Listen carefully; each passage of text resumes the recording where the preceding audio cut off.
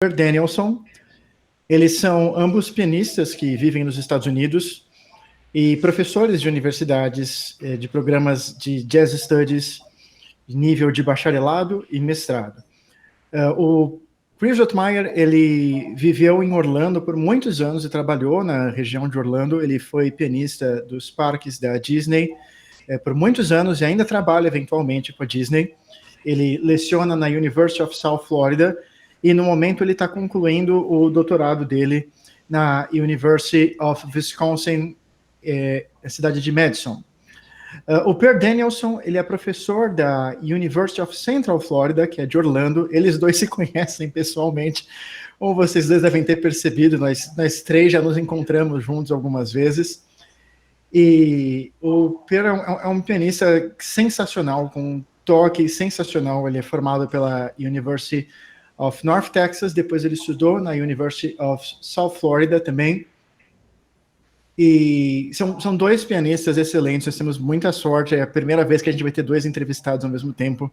Nós estamos com dois profissionais muito completos e são dois grandes amigos meus também, além disso. E eu tive aulas com os dois, eu estou cansado de ver os dois tocando, ver o estilo dos dois tocando. Okay, let's go. The first question is the easiest one. Would you guys be able to speak a little about your career, one each time? You start, Chris.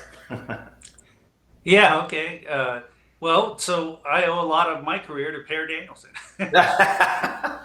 Eu devo uma parte da minha carreira ao Per Danielsson. Well, seriously, I went to college as a young kid and ended up playing a lot of gigs. Eu fui para a faculdade quando eu era um jovem e acabei tocando em um monte de gigs, em um monte de shows. And eventually I got a gig on a cruise ship. And I did that for almost 10 years, working on cruise ships. Eventualmente apareceu uma gig para tocar em navios de cruzeiros e eu passei cerca de 10 anos tocando em navios de cruzeiros. I moved to Orlando in, I don't know, 1998-ish, and started working for Disney in 1999. And I met Per, and honestly, Per did give me some of the first work, and he's always been generous referring me for work in Orlando. And so I do owe him a lot for getting involved in the scene in Orlando. But I spent about 20 years in Orlando.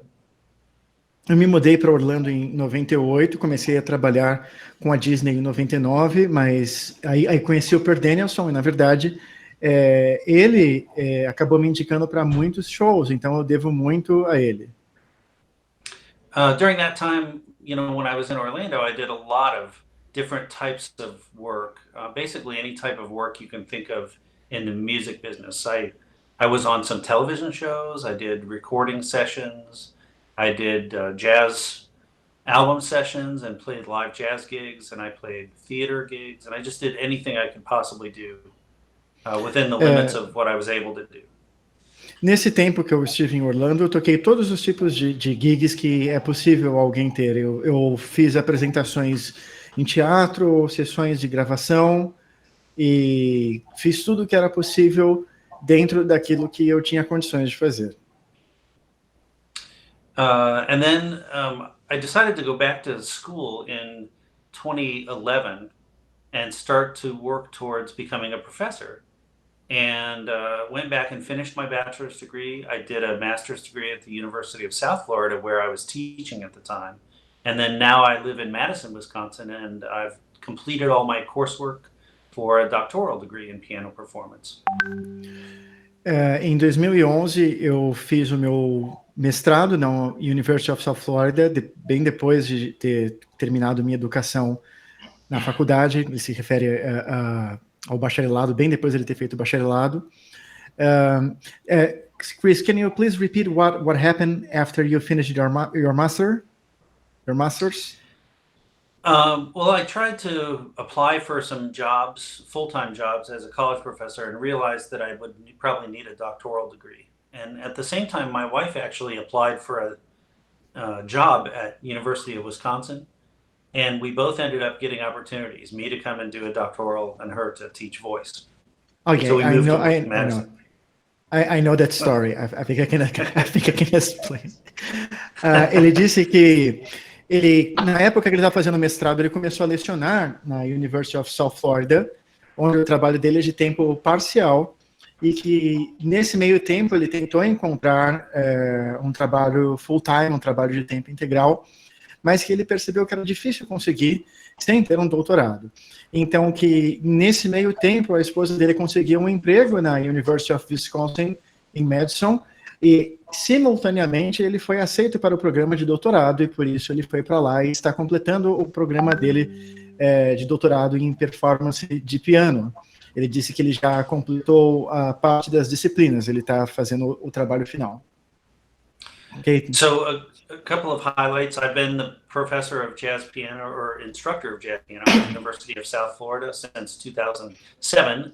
Again, when Per left, Per got a full-time job and recommended me for teaching at South Florida. So I've been there ever since, and I still teach lessons there. Eu ainda ensino aulas na University of South Florida, estou lá desde 2007, quando o Per saiu. Então, eu entrei lá assim que o Per saiu e estou lá até hoje. Okay. And yeah, go ahead. And Per, would you please speak a little about your career? Sure. It's a lot of the same stuff as Chris said, because I just did it earlier than what he did. I came over from Sweden in 1984 to University of North Texas. I was going to stay there for 1 year.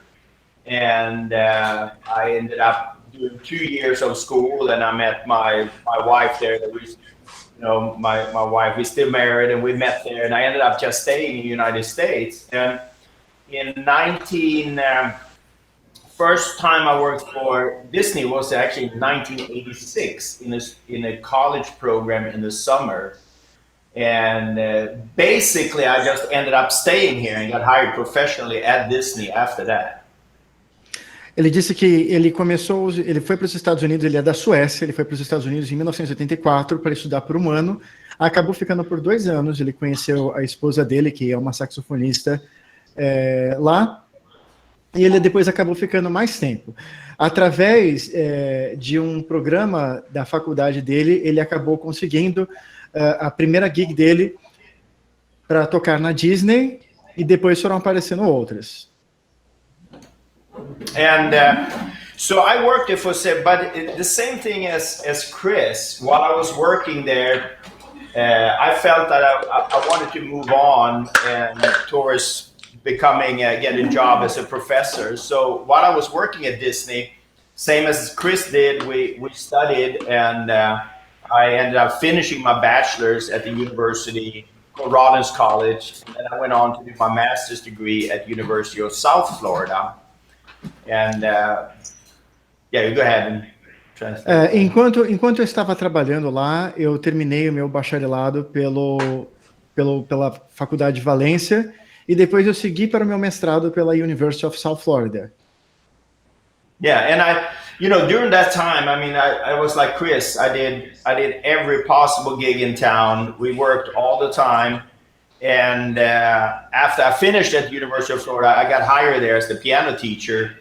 And I was there until 2007 when I got a full-time job at University of Central Florida. And it was just perfect because then Chris got the job at USF. And it's great that Chris and I have been for many years been colleagues in town. And we basically shared gigs and traded gigs. And it was really fun to have him in town, and I miss having you here, Chris. Thanks, man. I miss it too. O Per disse que ele acabou o mestrado dele, ele conseguiu uma posição para ensinar na University of South Florida, foi contratado como professor, mas que um tempo depois ele acabou conseguindo um emprego full-time na University of Central Florida. Então, a South Florida fica em Tampa e a Central Florida fica em Orlando. É 1h30 de carro, quando o trânsito ajuda. É 1h30 de carro. E o Per disse que Foi perfeito para ele, porque ele conseguiu o emprego que ele queria e apareceu uma oportunidade, então, para o Chris lecionar na University of South Florida. E que ele fez todo tipo de gig possível, assim como o Chris comentou também, e que eles se conheceram, eles são colegas, e no tempo que eles moraram na cidade de Orlando, os dois simultaneamente, que eles trocaram muitas gigs um com o outro. That's very cool. I have a question just for my curiosity. I always think about that.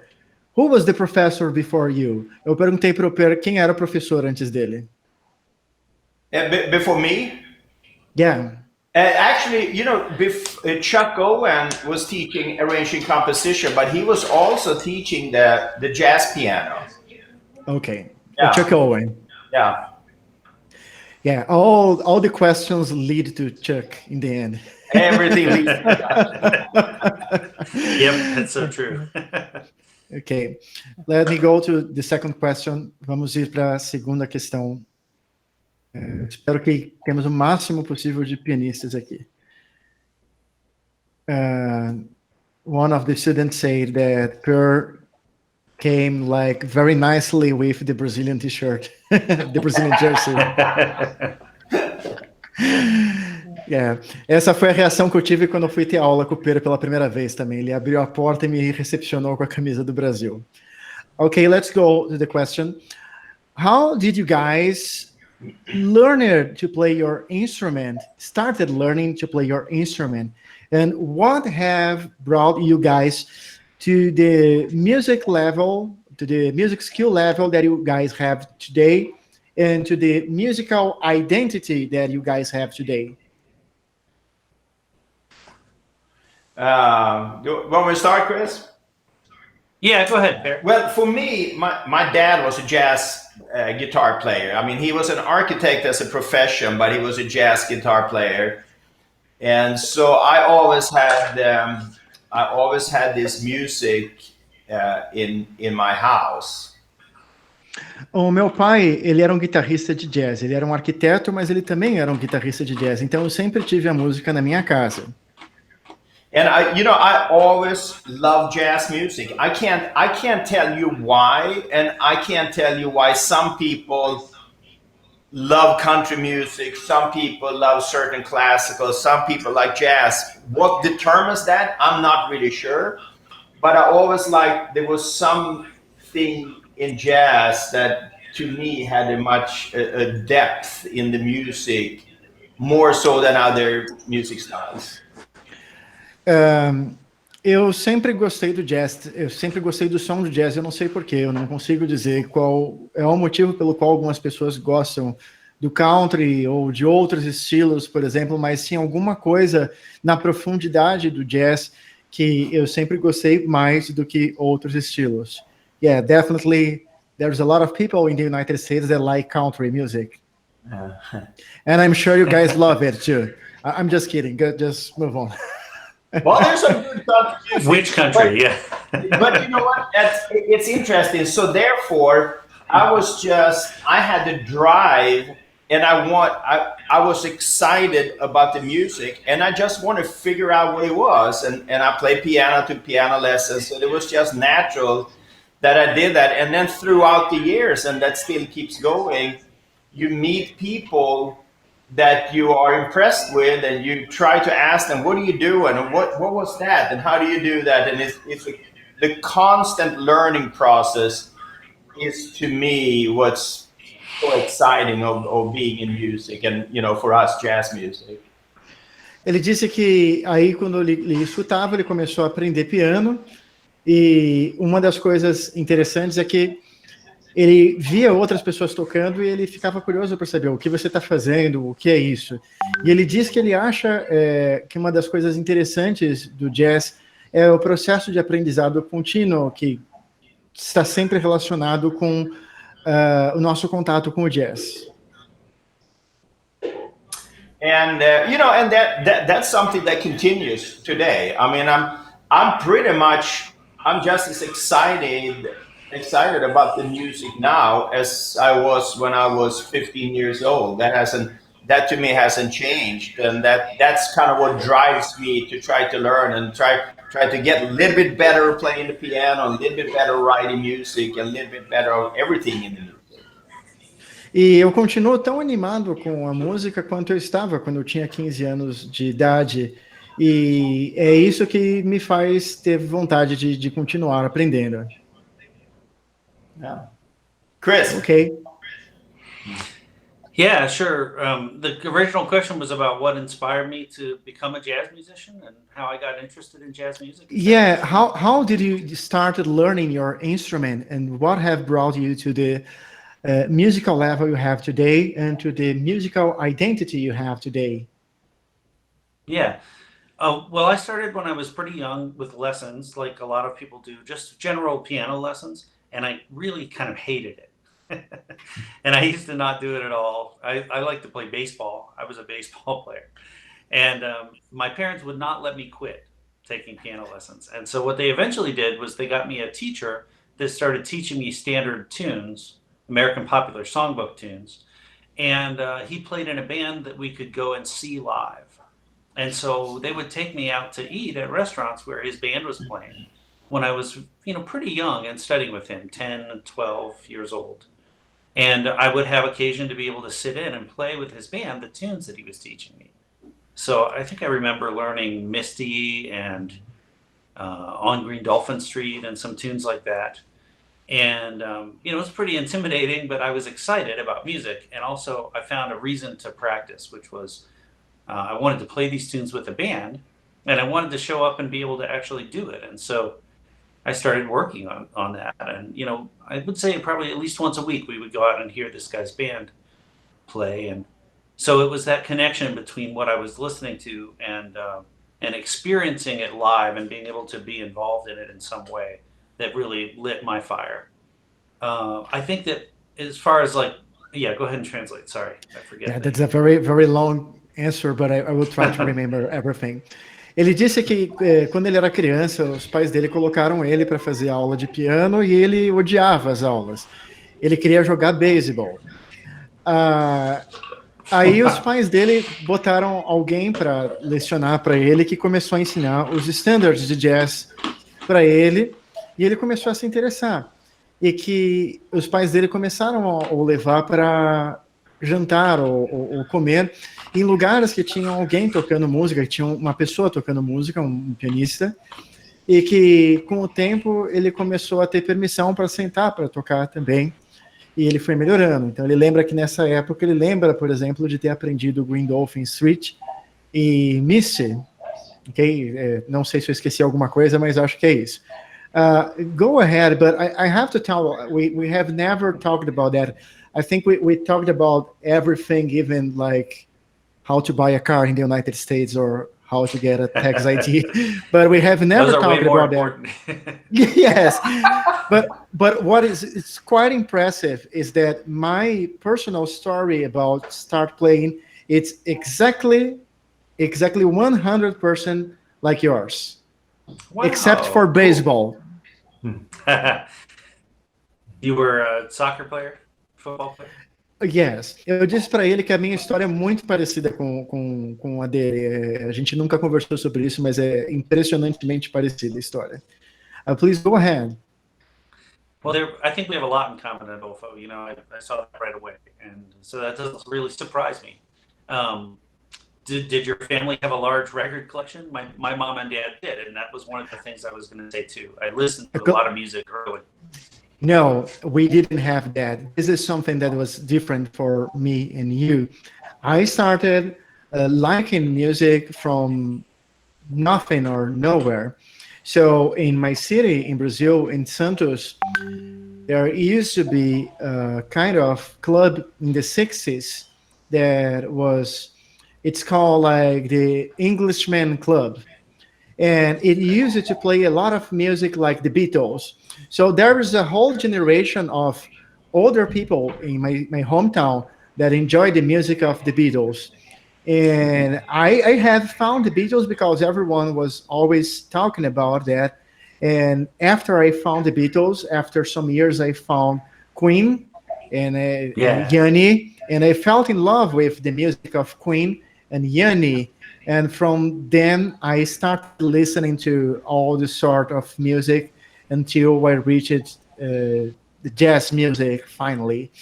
But I started playing before I started listening to music. I will have to translate all of that. Ele me perguntou se a minha família tinha também, que falou que nós somos muito parecidos, e perguntou se minha família também tinha uma coleção de discos. Eu disse que não, que eu comecei a ouvir música do nada, e que na minha cidade, em Santos, existe um clube chamado o Clube dos Ingleses, e que por conta disso, existe uma geração de pessoas mais velhas em Santos muito grande, de gente que escuta os Beatles. E essas pessoas me apresentaram a música dos Beatles, e depois da música dos Beatles eu escutei Queen, Yanni, e daí eu fui escutando outras coisas até eu chegar no jazz. Oh, please go ahead with your story.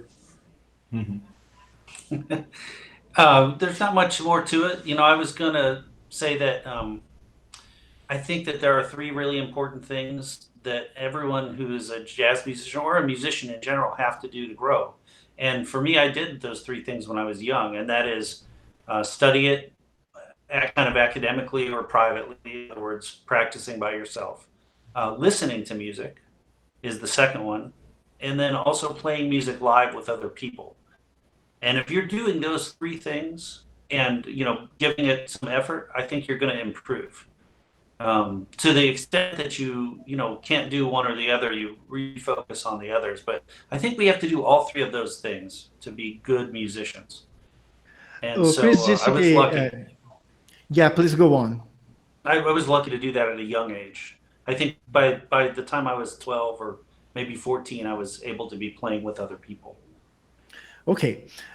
Ele disse que existem três coisas que ele considera muito importante para você ser um bom músico. Uma é você ter aulas, seja academicamente ou de forma privada, ou seja numa faculdade ou com professor particular. A segunda é você ouvir gravações. E a terceira é você tocar ao vivo com outras pessoas. Ele disse também que ele teve muita sorte que essas coisas já aconteceram com ele quando ele era muito jovem, que enquanto ele ainda era uma criança, que ele já teve a oportunidade de fazer todos os três.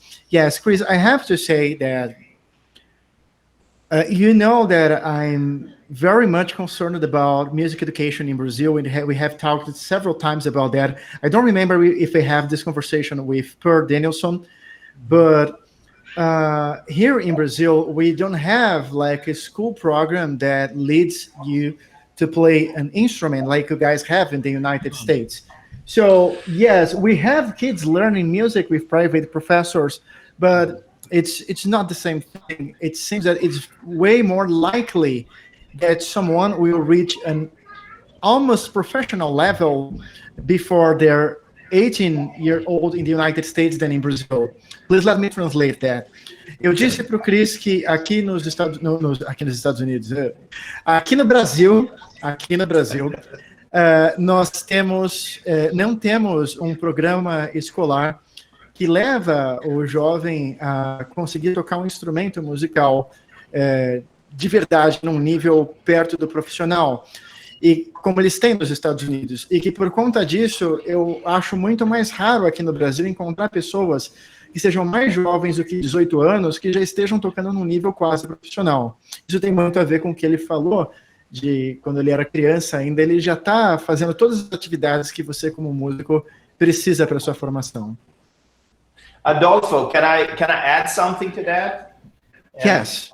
And it's interesting, you said that Brazil, and you know, I'm from Sweden and I'm still very connected to Sweden. I'm over there a couple of times a year, but it's the same thing there. We have good music education in Sweden on a very top level, but we don't have the music education in high schools like we have here. For example, the high school where my son goes, they have 3 big bands, and they have an orchestra and choir and wind ensemble, and each of those ensembles, they rehearse every day, an hour. So 3 big bands rehearse every day for 1 hour. And you know, we don't have that in Sweden. So I think United States is very unique when it comes to its music education, especially starting from the lower levels, up through high school.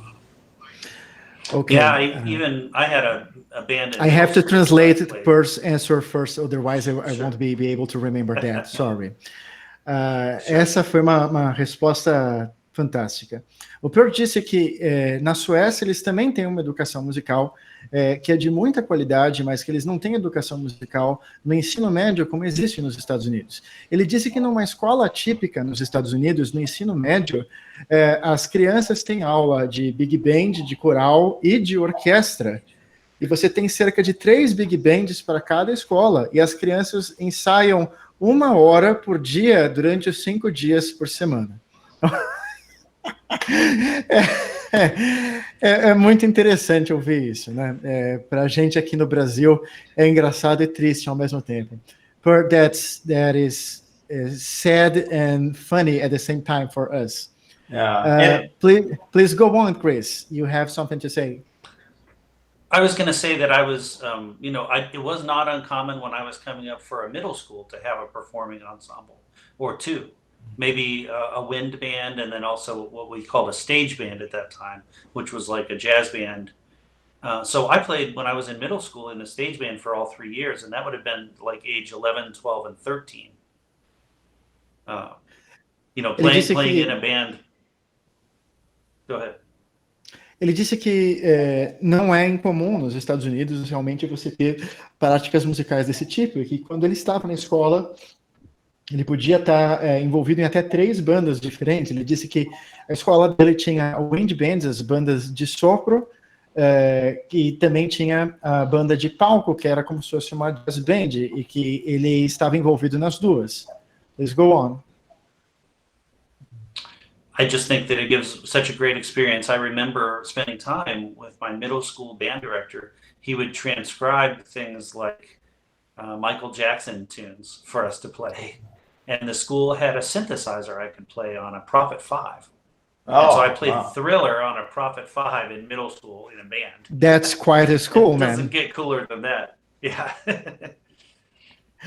Ele disse que na escola dele, ele se lembra do professor dele, da banda de sopros, dele transcrever músicas do Michael Jackson para eles tocarem. Ele falou que ele se divertiu, que foi uma época boa, e disse que a escola dele tinha um sintetizador, que tinha um Prophet 5 que ele podia tocar na escola. That's very cool. Please, let's move to another subject. Like, if I am with you two guys, we can talk for like 10 hours about one subject. So let's move on. I have some questions about how is the work in the United States. I will ask you guys, as we have 2 people answering, I will ask you guys to try to give very brief answers because I have a lot of questions about this subject, okay? Sure. What is the average of performances you guys have in a regular month? Well, are you talking now, not of course, during this pandemic, because the answer is 0 for all of us right now, obviously. Yes, I know. Right. O Per disse que durante a pandemia a média tem sido 0. But normally, you know what? It was funny. There was a time when I started at Disney, and I think there was the same for Chris there when you came here, that if I didn't want to work a day, I had to unplug my phone. We worked day and night. But now, since we have moved more into academia and so on, I would say that I would say probably 4 gigs, 4 or 5 gigs a week, on top of my university job. And I kind of like it that way because of, I have a family and so on. But I would say 4 to 5 gigs a week. And Orlando has always been a little bit unusual when it comes to the gig scene because, with the whole tourism and everything. So we're kind of lucky here. And of course, the same thing for Chris. Yes, it's wonderful. It's wonderful. O Per disse que na época que ele estava trabalhando na Disney, se ele tivesse um dia que ele não quisesse tocar ele tinha que desligar o telefone dele, porque senão teria trabalho para todos os dias. Ele disse que nesse momento, como ele está dedicado à carreira acadêmica e ao ensino, ele tem de 4 a 5 performances por semana. Ok. Yeah, Let's same go for on, me. Chris. Yeah, in Orlando, it was the same for me. I had I think the best month I ever had, I did 80 jobs in a month. Oh, wow. But, just like Per, I had a full-time job at Disney. I also was playing with a dance band at night, and then I would play like 3 or 4 other gigs. Or, I think one year I did the tree lighting ceremony at Epcot, played a daytime full-time gig, and then was working with Paul Vesco 4 gigs a week. So, but I wasn't teaching or doing anything, I was just playing. Yeah. O Chris disse que enquanto ele estava na Disney, a situação era a mesma que o Per descreveu, que ele tinha um trabalho full-time na Disney, e de noite ele ia estar tocando com uma dance band, uma banda de festas, e que ele tinha outros trabalhos também. Ele falou que no pico dele ele chegou a ter 8 trabalhos, ou seja, tocar com 8 contratantes completamente diferentes durante um mês. Então o Chris está numa dimensão, assim, inimaginável, completamente diferente.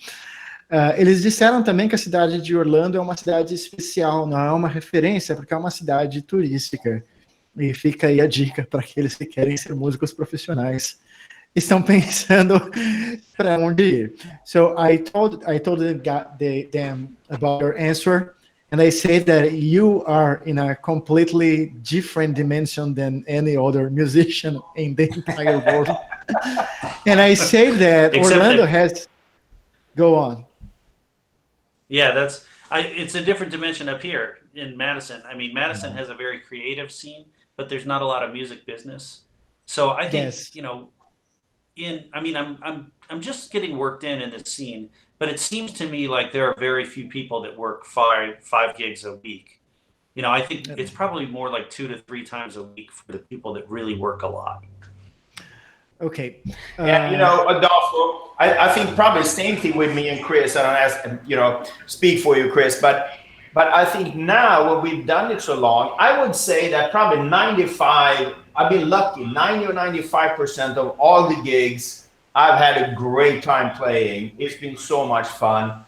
But now I completely agree, Per. Yeah, but now I'm sliding more into the area, maybe playing a little bit more of my own music and what I really, really want to do.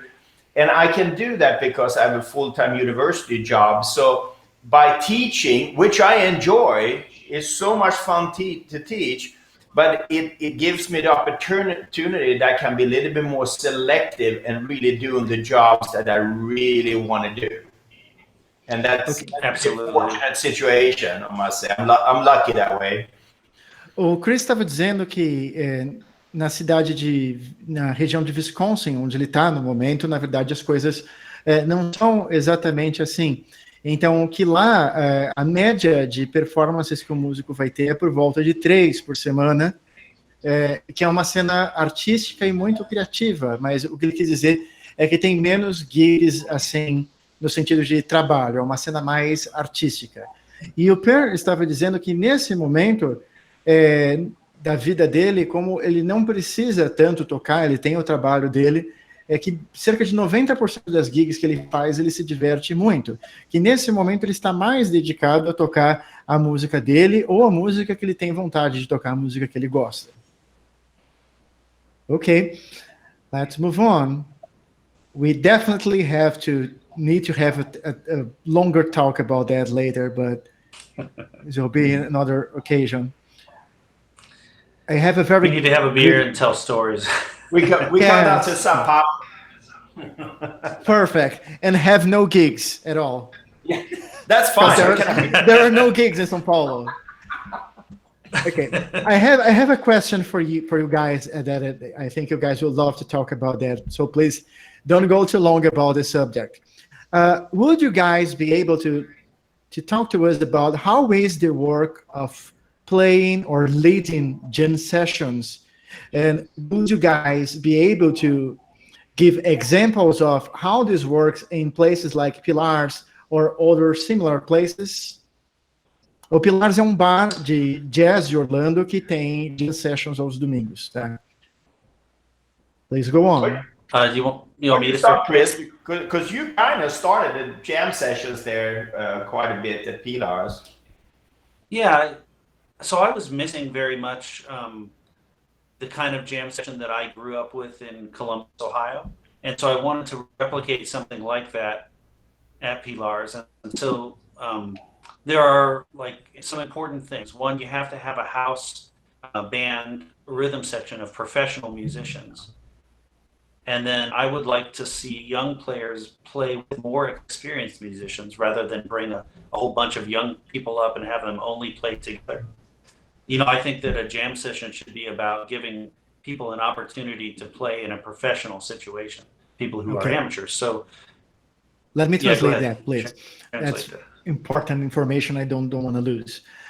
Chris disse que ele, quando ele esteve em Orlando, ele sentia falta do ambiente que ele cresceu em Columbus, Ohio, que tinha as jam sessions, que são eventos em que qualquer pessoa pode subir no palco e tocar. Ele disse que ele decidiu iniciar essa tradição em Orlando e disse que é importante, quando você vai fazer esse trabalho, que você tenha uma banda da casa com músicos profissionais, com uma sessão rítmica de apoio profissional, que sejam músicos bons, porque você vai deixar outros músicos que estão na casa subirem para tocar e você quer que esses músicos toquem com músicos bons. Então, ele queria que os estudantes de música da região, que eles tivessem a oportunidade de tocar com músicos bons. Please go ahead. Most of the time, a good professional jam session will have a sign-up sheet, and we'll try to serve people in order and have them play, you know, perhaps put their name and a tune that they want to play down.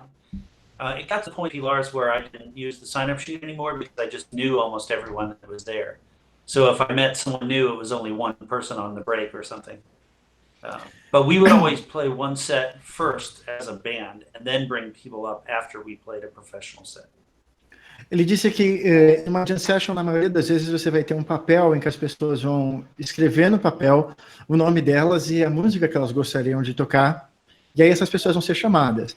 Mas no Pilares ele acabou conhecendo todos os músicos que iam tocar, então raramente aparecia um cara que ele não ia tocar, geralmente era alguém que ele conhecia durante o intervalo, então que não tinha a necessidade de ter o papel. Ele também disse que faz parte do ambiente da jam session você ter um set inteiro com a banda profissional da casa tocando primeiro, e aí depois você abre a jam session para os outros músicos tocarem.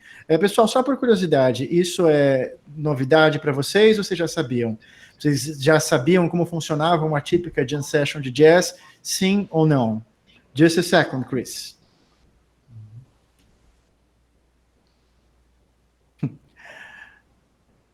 Okay, so like 80% of the students didn't know that this was the ritual of a jam session, that this was the way a jam session worked. Interesting. Yeah, because it's not part of the tradition in Brazil. Is there anything like that in Brazil anywhere? Yes, it's called Roda de Choro. Okay. A Roda de Choro is a kind of event where you have choro musicians and other people can come and play with them together, but they will be kind of challenged. It's slightly similar, but you don't necessarily have them provide the solos. It's more about knowing the tune. O Chris perguntou se nós temos alguma coisa parecida com isso, e eu disse que uma coisa que nós temos parecida aqui com muita frequência são as rodas de choro, que as pessoas podem entrar e tocar na roda de choro, mas que não tem um apelo tão grande para sessão de improvisação. And we have some jam sessions, but it's not as common as in the United States. E eu disse a ele que nós temos jam sessions, mas não é tão comum quanto nos Estados Unidos. A lot of jam sessions. Yeah, go ahead, Per. Sorry. No, I was thinking what we did at Pilares. Chris basically started a jam session, and then when he left, I kind of took it over more. We organized it so on. But what I like to do with them, you know, you hear stories about jam sessions. People come in and okay, let's play giant steps in 1, 2, 1, 2, 3, 4. You know, my goal with a jam session is to organize it in a way so when everybody leaves there, that everybody had a good time. So especially the students, that they can go home and say, you know what, I played with a professional rhythm section and it was so much fun and I feel so good about it. That's my goal, that everybody leaves there with a really good musical experience on whatever level they're at. Ele disse, o Per disse que tem uma visão sobre as jam sessions, que a jam session é assim, você chega lá e fala, quero tocar giant steps, e contar rapidão e tocar para você mostrar suas habilidades. Mas ele disse que a visão dele da jam session é que um estudante de música possa ir lá e tocar e sair de lá feliz, porque ele se divertiu e ele teve uma experiência útil para ele tocando com bons músicos. I have a very cool story about jam sessions, and I think Per Danielsson was there in that day. Eu disse que eu tenho uma história interessante sobre jam sessions e que eu acho que o Per estava no dia. Okay, there was one day in Pilares that it was like 7:30 p.m. 7:30 p.m. and the jam session was going to end at 8 p.m. Eu disse que teve um dia numa jam session no Pilares que eu estava lá e era 7:30 da noite, a jam session ia acabar às 8 da noite. Then the Orlando local music students, the horn players, there was a line with horn players, and they wanted to play Mr. PC. Então tinha uma fila de músicos de sopro e eles queriam tocar Mr. PC, John Coltrane. So they played Mr. PC for 30 minutes. They played for 30 minutes. They kept playing for 30 minutes, like they took like 1,000 courses each one. Então, eles tocaram Mr. PC por 30 minutos. Tocaram inúmeros coros da Mr. PC. Then it was my turn and the turn of the reading section to solo. And it was already 8 p.m. because the horn guys played for so long that it was too late. Então, era a minha vez de fazer o meu solo e do baterista, o baixista e o guitarrista. Só que já eram 8 da noite, era hora de acabar a jam session, porque os músicos de sopro, eles solaram por muito tempo. Then I saw the horn guys doing like this. They saying, play the head. Então, eu vi os caras do sopro falando, vamos para a cabeça, vamos voltar para a melodia e acabar a música. And then I looked to them and said, no. I called one of the horn guys and I said, I still have to solo. There's still the guitarist, the bass player and the drummer. Eu disse a um dos saxofonistas, ainda vai ter o meu solo, do baixista, do guitarrista e do baterista. Then he told me, no, because it's too late. We have to close at 8 p.m. The jam session must end at 8 p.m. Então, ele me disse, não, vocês não podem solar porque já são 8 da noite e a casa vai fechar às 8 da noite. E eu disse, and I said, we will only stop playing that song after I have my solo, the guitarist will have his solo, the bass player will have his solo, and the drummer will have his solo. Because you guys have been playing for 30 fucking minutes and we have been comping you guys for 30 minutes. And he was like a kid. He was like 18 years old. And he was just looking like, I think no one has ever talked this way to him. And then we finally had our solos. Oh, good. Então eu disse, eu vou ter o meu solo, o guitarrista vai solar, o baixista vai solar e o baterista vai solar. Porque vocês fizeram a gente ficar acompanhando vocês por 30 minutos, então nós vamos solar também. Então ele abaixou a cabeça e aí nós tivemos o nosso solo e só depois que acabou a música. So this is kind of one of the fun jam session stories that we see every day when we go to a jam session. É uma história típica de jam session que a gente vê frequentemente. I have one more thing to add about jam sessions. You know, I really wanted to make that Pilar's jam session a reflection of the kind of sessions that I had when I was growing up. But the one thing I can't control is the makeup of the audience and the engagement of the audience. And that the sessions I went to when I was a kid were very competitive, and the audience was focused on the playing and would give a lot of feedback to the players. So if you went up there and played a bad solo, the audience would boo you, you know, and the audience would react positively if you played great. And they knew what that was. And so that's impossible to duplicate. And so Pilares became a place that was, and it's just a bar, it's a cocktail lounge. And most of the people that come to hear music are just incidentally experiencing a jam session. And they love it. And they love the energy and they love what they see, but they're not engaged like a true jazz listener, you know, critiquing the playing and being involved as a active participant in the music. And I really miss that. That's a lot to translate, I know. Esse é um ótimo comentário do Chris. Ele disse que quando ele cresceu, no ambiente que ele cresceu, em Ohio, quando tinha jam session, o público ele era muito engajado. Então, as pessoas iam ficar super interessadas e aplaudir se você tocasse bem, mas elas também poderiam vaiar se você tocasse mal.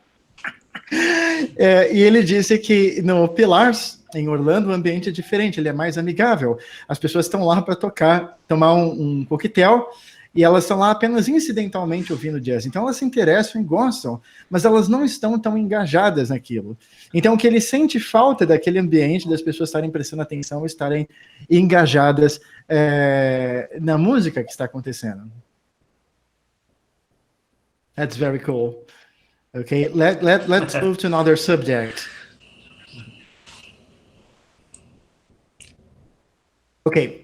Let me know if you guys have to go, but I have very good questions for you, and then later we will talk about the piano players I sent to you guys. I've got another 37 minutes, something like that. Okay.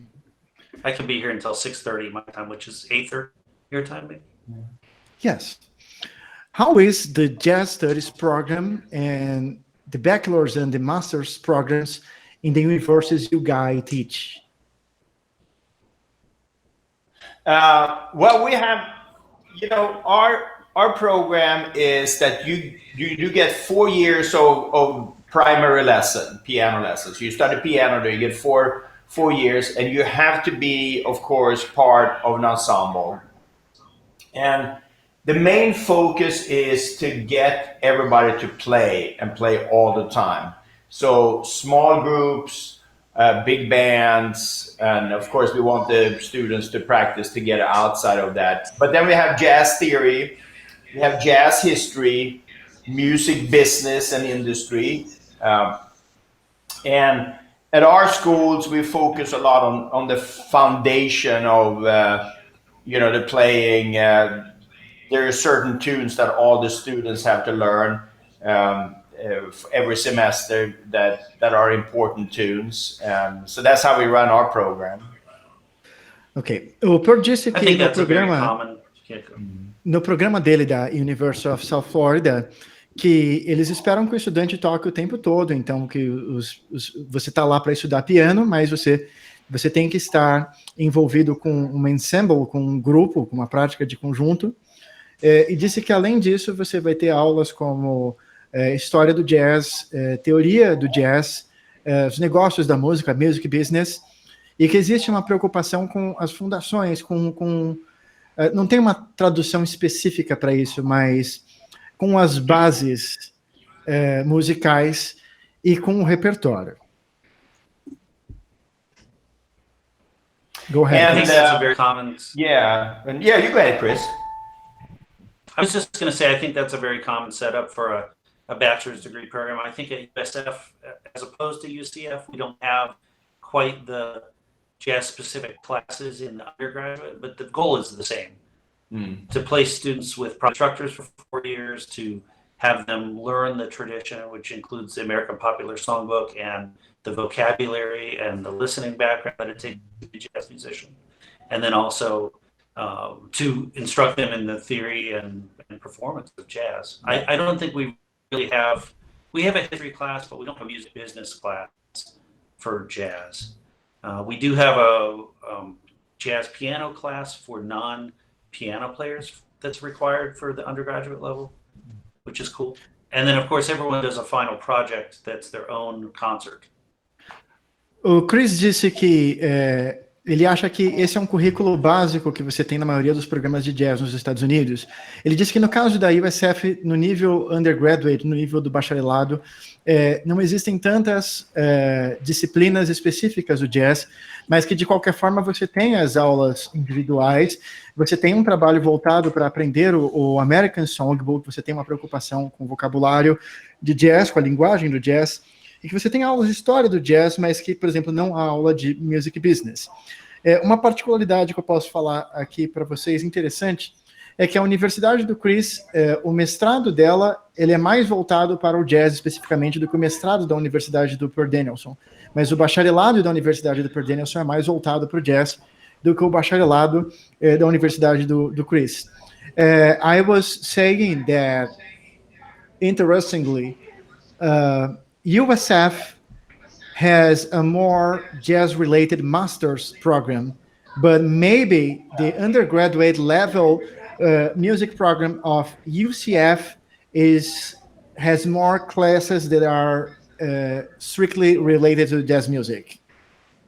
I agree. Yeah. Yeah, and our the master's program at USF is a music of masters, what we call an MM degree. We have a master's of arts, which basically you have to take 3 classes, 1 history, bibliography, and theory. Then after that, you can basically create your own curriculum. So I can, in a way, almost teach almost the same as what Chuck is doing at USF, which is just absolutely fantastic master program down there. But you're right to say that the master's program they have a master's in jazz and we have a master's of art.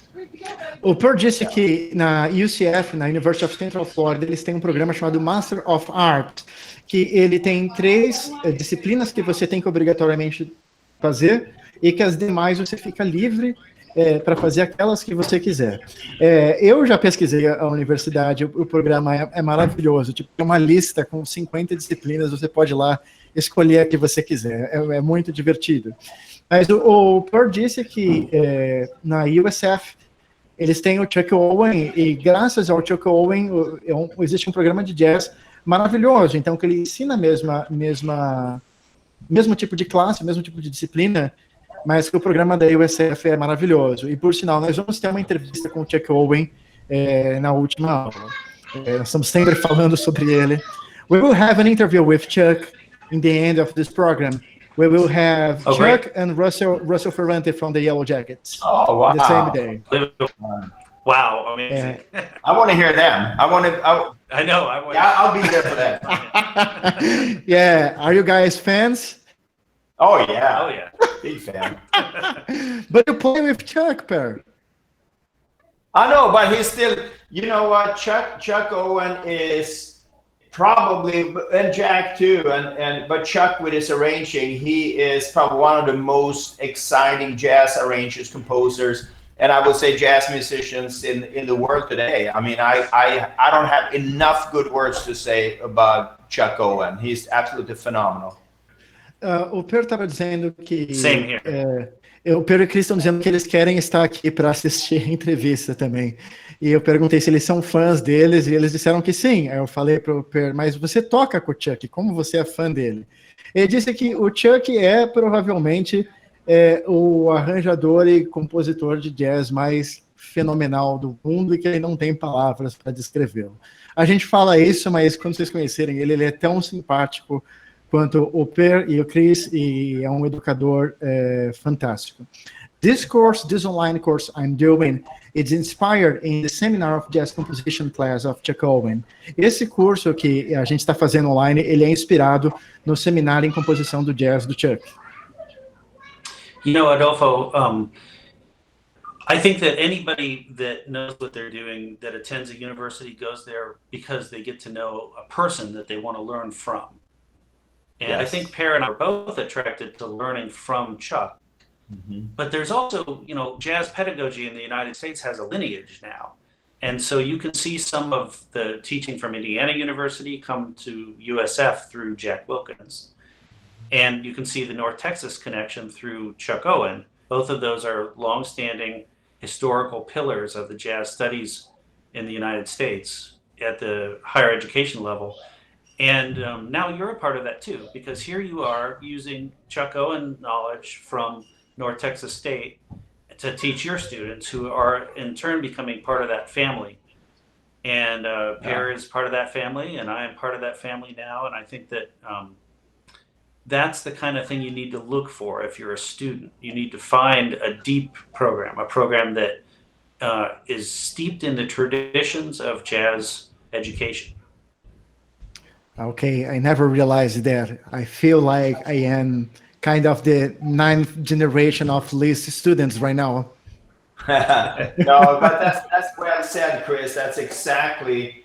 I totally agree. And Adolfo, while you translate that, I'm gonna go get the power cord for my computer. Yes. Eles disseram que existe uma linhagem de jazz nos Estados Unidos e que, por exemplo, o Chuck faz parte dessa linhagem, porque ele estudou na University of North Texas, e o Jack Wilkins, que também foi entrevistado aqui, ele também faz parte dessa linhagem, que ele veio da Universidade de Indiana, e são 2 dos melhores programas de jazz do mundo. E que nesse momento eu faço parte dessa linhagem, assim como o Chris e o Per fazem parte dessa linhagem, porque eles estudaram também com o Jack e com o Chuck, e que agora que através desse curso eu estou espalhando o conhecimento que veio, que se originou nessas melhores universidades, esses melhores programas de jazz do mundo. Okay, thank you. Let's move on. We have to talk about the players. I will ask you guys a last question, and then we will move to the feedback about the players. I wanted so much to talk about this history of jazz, but we will have to move on.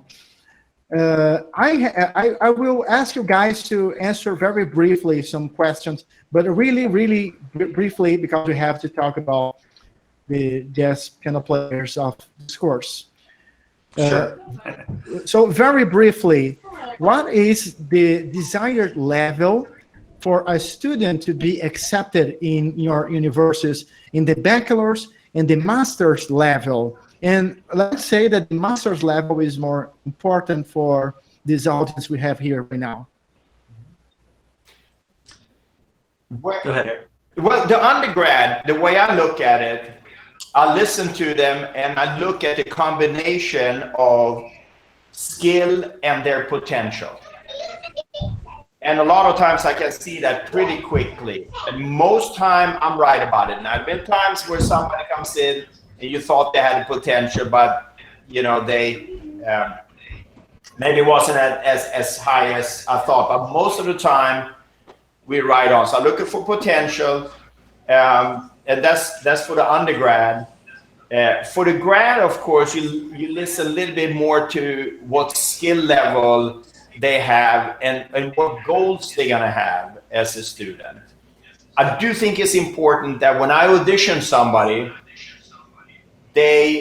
you are actually auditioning me too, because we're gonna you work close together with your primary teacher.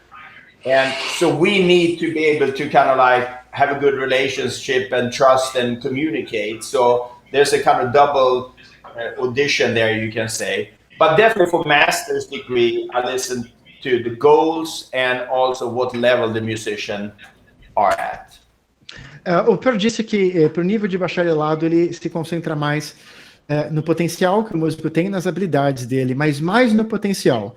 Sobre o nível de mestrado, ele se importa mais em verificar quais são as habilidades que o músico já tem, mas ele diz que a audição é importante, porque a audição serve tanto para ele conhecer o estudante e verificar como que ele é, o nível dele, como ele funciona, mas também é como se o estudante estivesse audicionando ele e tentando entender como que o Per trabalha.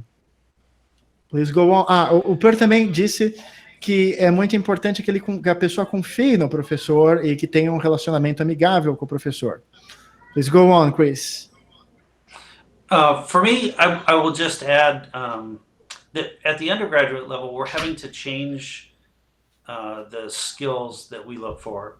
In the past, I would have said that I would want someone to know a good deal of tunes, to have experience playing in an ensemble with other musicians, and to be able to improvise at a basic level, as well as, of course, being able to play their instrument and read music.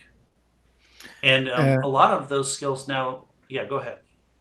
No passado, questões que me importaram era a pessoa tocar bem, ter um bom repertório, ter experiência tocando com outras pessoas. Agora ele vai complementar.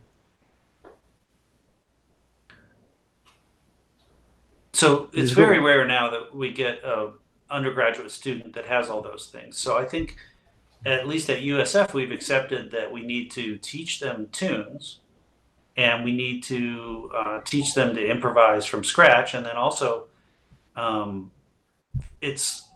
of them don't read. And so we have to deal with the fact that the university would like people to be able to read music to come in as a freshman. And I think what we've done at USF is we've kind of created barrier juries where we say, okay, we see a lot of potential in you, like Per mentioned. You have that something we're looking for, but you don't have all of the skills yet. So you have to acquire the skills by the end of your freshman or sophomore year. And then, of course, it's on us to teach those skills and prepare a student to pass a jury where they demonstrate that they can read music at the level we need. O Chris disse que mais recentemente ele percebeu que alguns dos estudantes que chegam, eles não têm todas as habilidades necessárias, eles não sabem tocar muitas músicas, ou eles têm que começar a aprender a improvisar do zero, ou eles não leem bem. E aí ele percebeu que uma parte da missão da USF é ensinar as pessoas a fazer aquilo que elas não sabem. Então, que eles formam uma banca em que um grupo de pessoas vai examinar o potencial daquela pessoa e vai dizer, você tem potencial e você faz isso bem, mas isso aqui você ainda não faz bem. E aí eles vão trabalhar aquelas habilidades dentro da faculdade. Okay, I have a last question for you guys before we move to the feedback of the piano players. And just to avoid going too long, I will ask you guys to answer with only one phrase, and that will be very challenging for you guys, okay? You guys will see how challenging it will be because of my question, okay? But as we haven't discussed piano players, we have to talk about this one. Okay, so the question is, I will mention the name of some piano players that somehow they, I don't know, they awake some sort of attention or something like this in me, but they are not necessarily the most studied in the United States in the jazz programs. I would like you guys to comment with one brief phrase about each one of these and these musicians and their styles. So I will first mention the names of some musicians that we don't talk about that much, and then later some musicians that we talk about all the time. So first of all, the musicians that we don't talk about so much as the main piano players ever. Teddy Wilson. Elegant, sophisticated, and game-changing. Elegante, sofisticado, e what's the last thing you said? Game-changing. I guess that means paradigm shift. Okay. Per, what about you? Perfection and uniqueness of the time. Perfeição e toque único. Okay, the second one, Chris, you know this is one of my favorite guys ever. Lenny Tristano. Yeah. Relentless and challenging. Relentless and challenging. Sereno e desafiante. The height of innovation. Highest level of innovation. O mais alto nível da inovação. I completely agree. It's one of the major innovators of music, and we don't give him his value, the value he deserved. Now, my two favorite piano players ever, Hank Jones. Oh, well, Hank Jones is everyone's idol. That's how I would. I don't know why you wouldn't want to play like that once you heard him play. Hank Jones é o ídolo de todo mundo. Eu não sei por que alguém não iria querer tocar daquele jeito depois de escutá-lo. Soa tão bem. The complete jazz pianist. O pianista de jazz completo.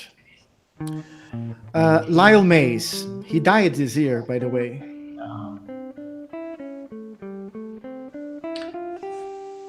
Modern, thoroughly modern, and an amalgam of various styles as a jazz musician, which is a new school of jazz. Moderno e amálgama de vários estilos, o que é uma nova escola do jazz. A fantastic depth of knowledge, both in his performance and his writing as well. Fantástica profundidade de conhecimento, tanto na sua escrita, nas suas composições, quanto na sua performance também. Okay, so this last guy, I found him just today, and I was so amazed because you guys have seen me playing, and I guess this is kind of the sound I was looking for during all my life. I would say that the sound I was looking for is the sound of Lyle Mays and this guy together, Richie Bayrat. Richie Bayrat. Oh yeah. So you have to go listen to Quest. Try to find Dave Liebman's Quest band with Richie Bayrat playing piano. Richie Bayrat is avant-garde and a thorough improviser in every sense of the word. One of my... you can translate that. Você tem que procurar o Quest com Dave Liebman para escutar esse pianista. Ele é de vanguarda e um verdadeiro improvisador em todos os sentidos. Okay, my answer to Richie Bayrat is going to be an album. That is one of my absolute favorite trio albums of all times. It's called Elegy for Bill Evans. It's called Elegy for Bill Evans with George Mraz and Al Foster on drums. Yeah. Minha resposta sobre o Richie Bayrat é um álbum chamado what's the name of the album again? It's Elegy for Bill Evans. Elegy for Bill Evans. Okay. By the way, I found that he has a composition for Toninho Horta. He has a composition called Horta. That's so phenomenal. Richie Bayrat tem uma composição chamada Horta, em homenagem ao Toninho Horta. Soa muito parecido. Very quickly, one of the students asked if you guys know André Memari. What was the name again? I don't think so. André Memari. He's a Brazilian piano player, kind of in the style of Egberto Gismonti. Oh, okay. No, but please send me his name and I'll check him out. Likewise. Yeah. Okay. Now let's talk very briefly about the guys that you guys study more often.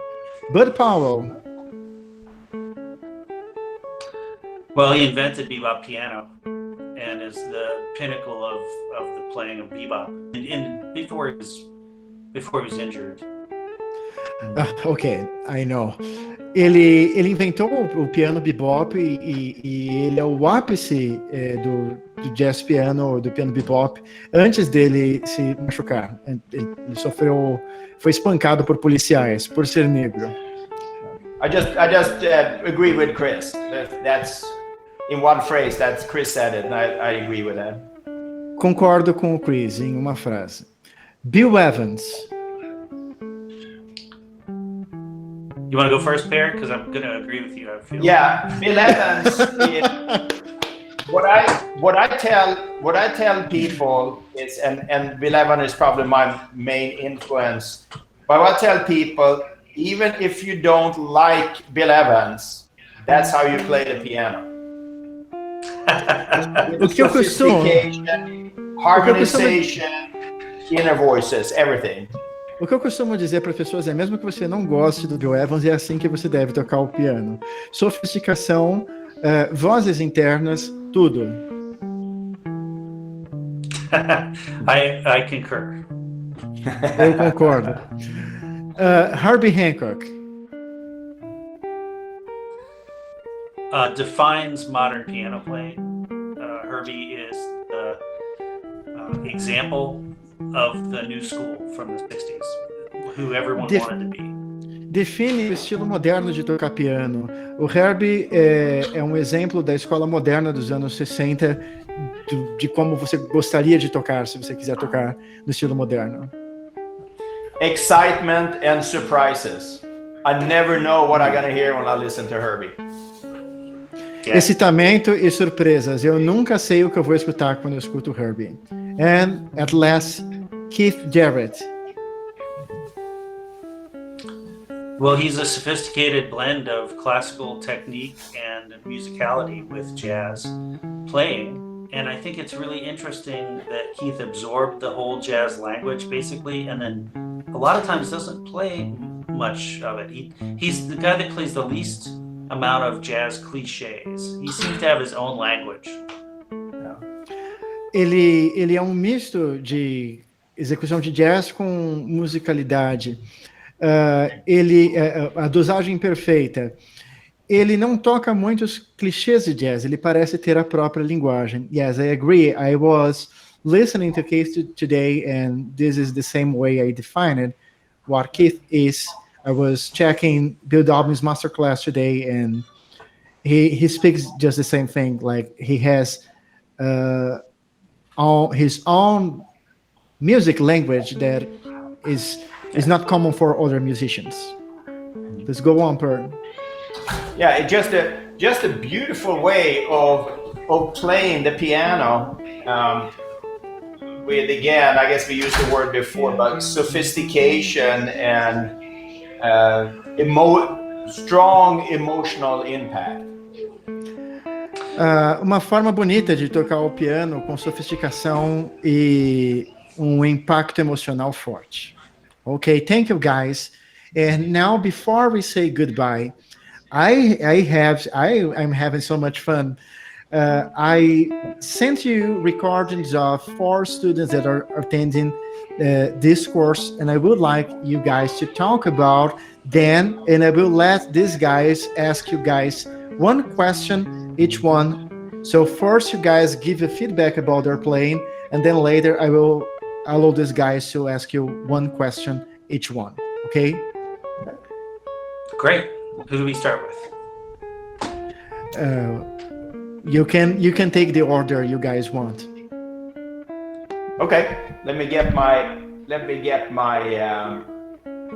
the names up here. We had Lucas, Gil, Carolina, and Vinicius. Is that right? Yes.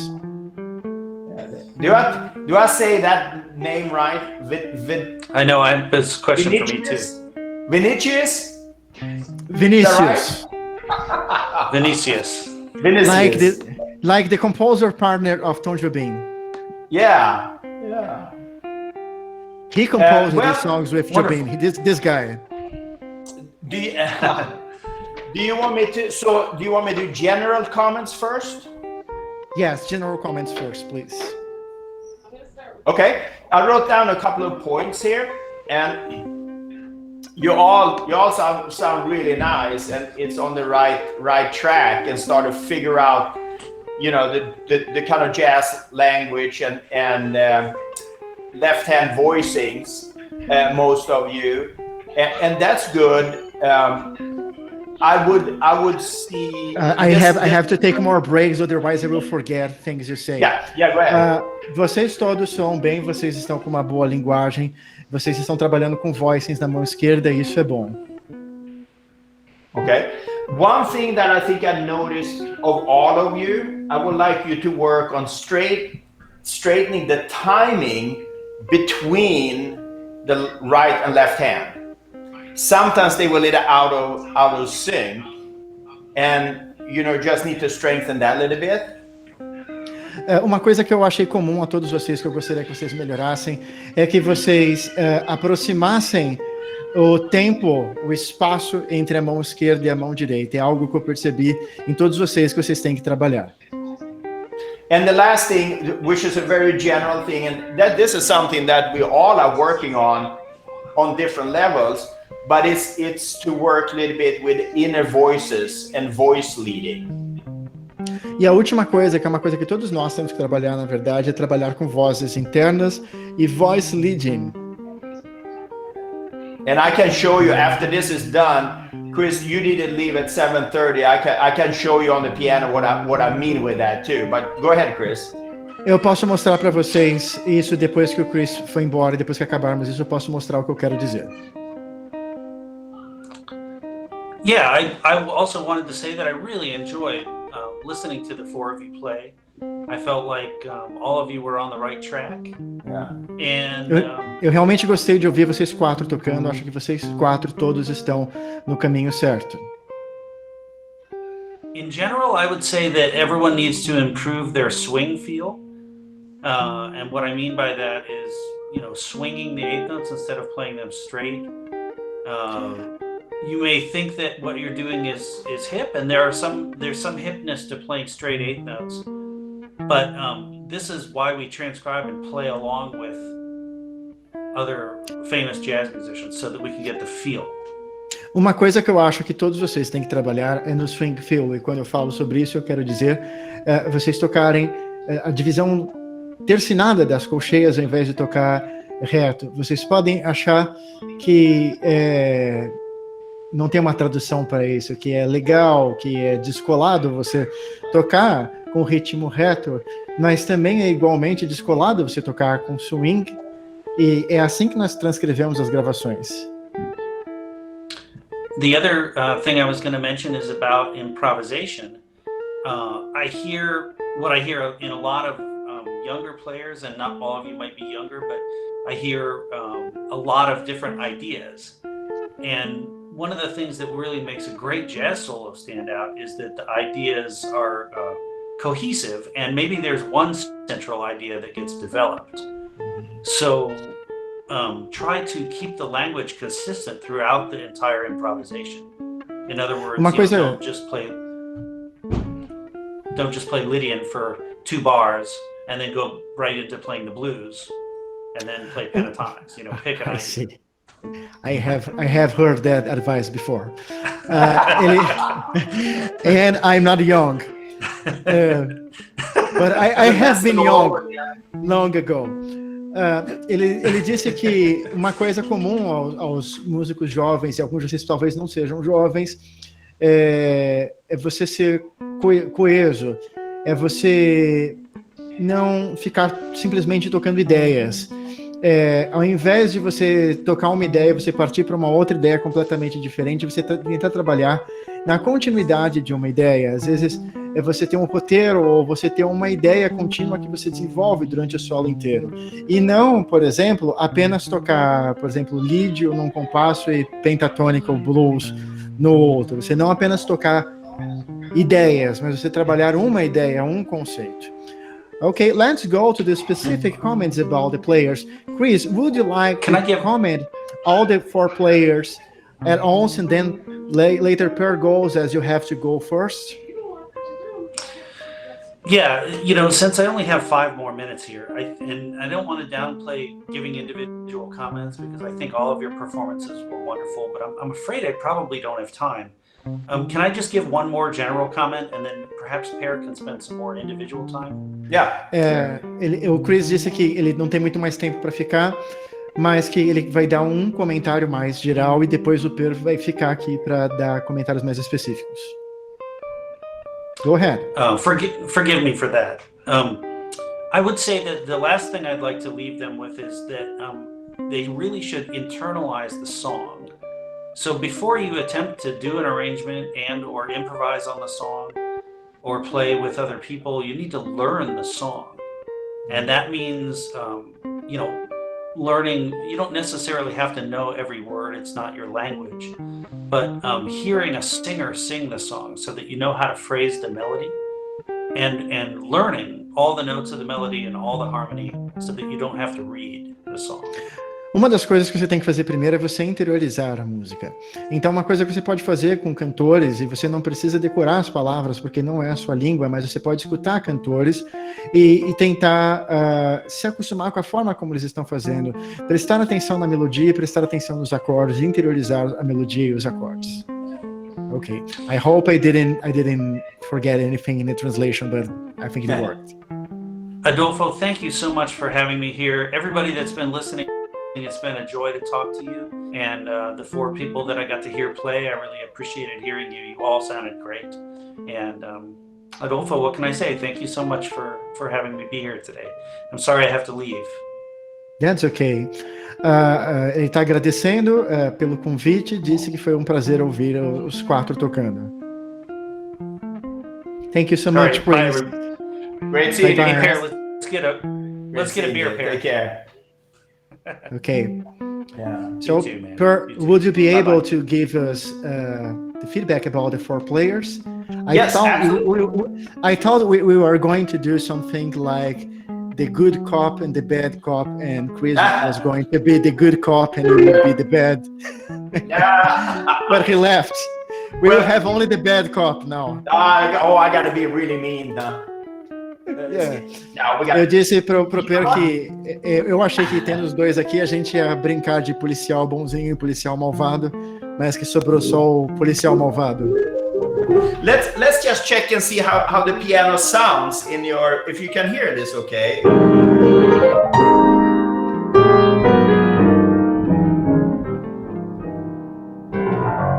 It sound okay in there? It sounds just okay. No, I am kidding. Okay. It sounds very good because it's you playing in a Bossendorfer, so it's fine. Yeah, it's fine for that class. Okay, so here's my specific comments, and actually I can give the specific comments to actually Lucas, Vinicius, and Gil. This goes to all 3 of you, if you want to say that. Eu vou dar comentários específicos que servem para o Lucas, o Vinícius e o Gil, e esses comentários que eu vou falar aqui servem para todos vocês. Yeah, and that was that all 3 of you played the melody for the most part with 1 note.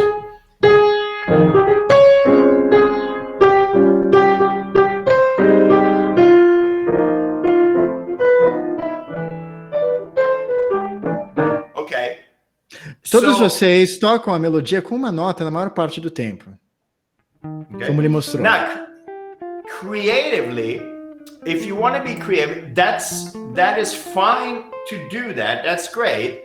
But sometimes when you come to the places in the tune where nothing is happening, that's your turn to be creative.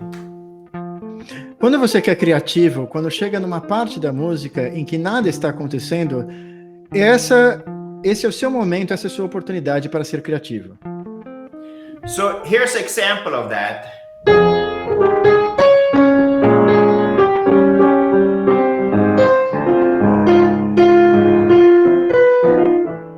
Right here.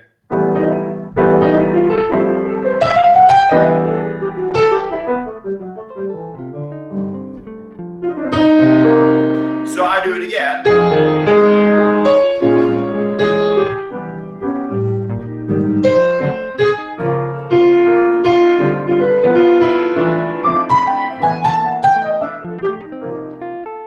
Do you see how I filled that space where nothing was happening? Por exemplo, no lugar que ele mostrou, ele tem um lugar que nada está acontecendo, ele diz, vocês percebem como eu preencho espaço nesse lugar em que nada está acontecendo? And also, I will encourage you, like Chris said, learning the melody is extremely important. But when you have learned the melody, how about here's an exercise. Tell them I'm going to show them an exercise. Depois que, como o Chris disse, aprender a melodia é importante, mas além disso, depois que você aprende a melodia, diga a eles que eu vou mostrar um exercício. So what you do, you just play the bass notes, and now we're going to do 1 or 2 or 3 notes in your right hand. So maybe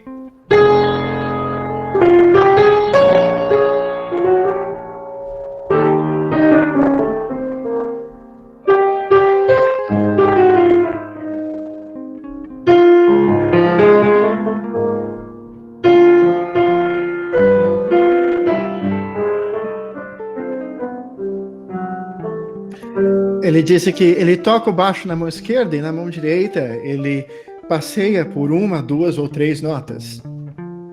So if we put that together,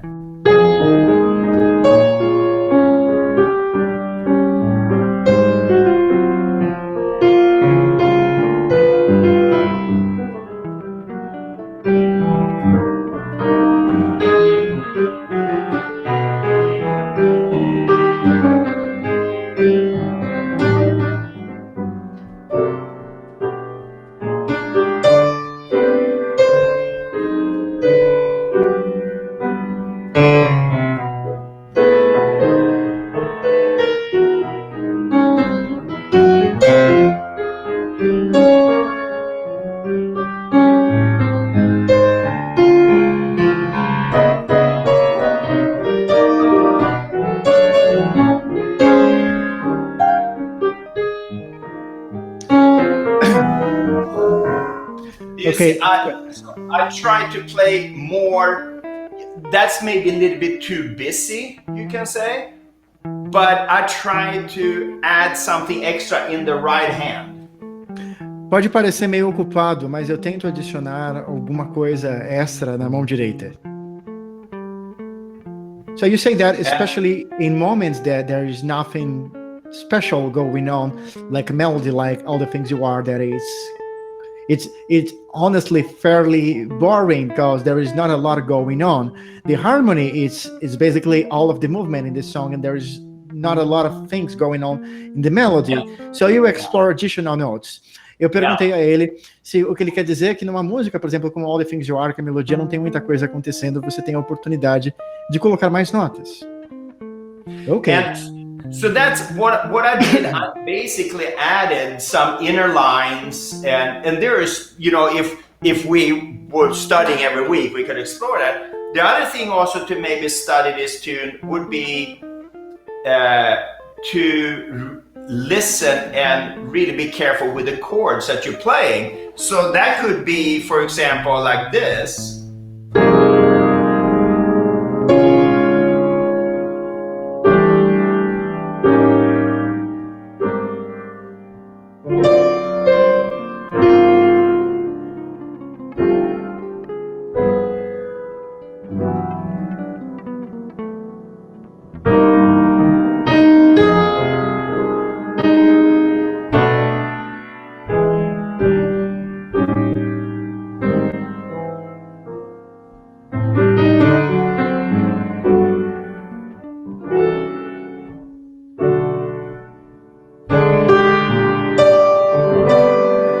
So what I try to focus on there, to make every note that I play, try to make that note important. Because if a note is not important, it doesn't need to be played. Você tem que realmente focar nos acordes, você tem que prestar atenção nos acordes, no som dos acordes. Ele chegou a comentar brevemente sobre trabalhar com vozes internas também. Ele disse que você tem que prestar atenção nos tons dos acordes e se certificar de que todas as notas daquele acorde, que todos aqueles acordes e todas as notas daquele acorde são importantes. Porque se uma nota, um acorde não é importante, aquela nota não deveria ser tocada. And something that I'm working on myself is, and I listen back to recordings, I play way too much. I need to relax a little bit. I feel sometimes I'm a little bit too busy of a player. Uma coisa que eu trabalho, por exemplo, com que eu me exercito, é que eu acho que eu toco demais Eu sou um pianista que preenche demais e eu tenho que melhorar isso.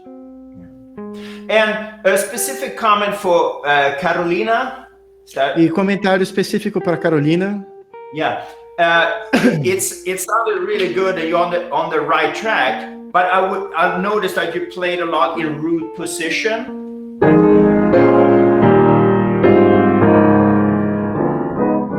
So a practice for you would be basically 3 or 4 note voicings that is not root position. You can translate that?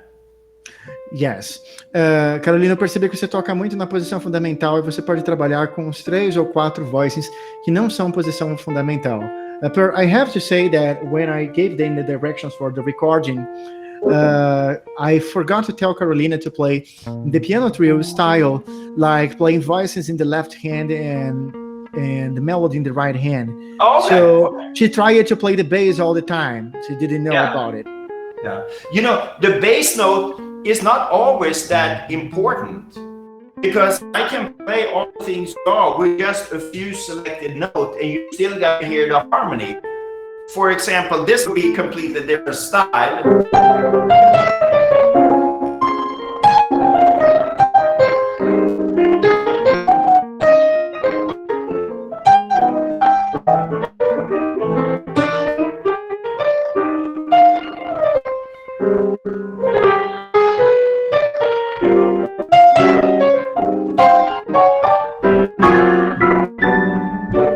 Do you see? I just did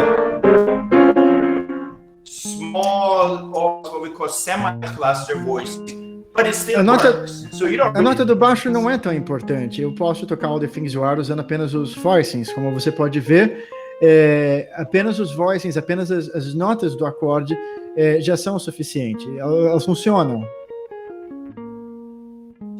So those are things to keep in mind. Also, like Chris said, a swing feel, and then really straighten everything else. Because I'm gonna play the first part, and when my left hand is gonna be kind of sloppy and not very, very good. Eu vou tocar essa primeira parte de novo. Eu perdi o resto da tradução. Can you please repeat what you said?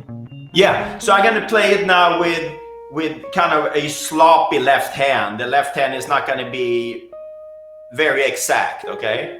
Eu vou tocar mais uma vez com a mão esquerda menos exata, uma mão esquerda mais... A tradução ideal seria mais desleixada, mais solta.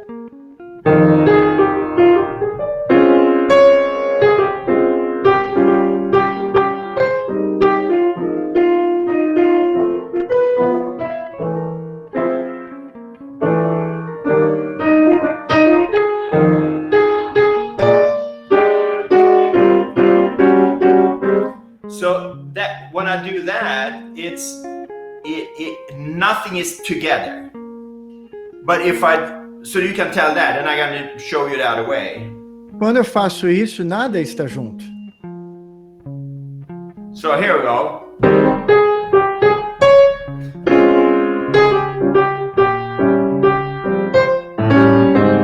I screwed up.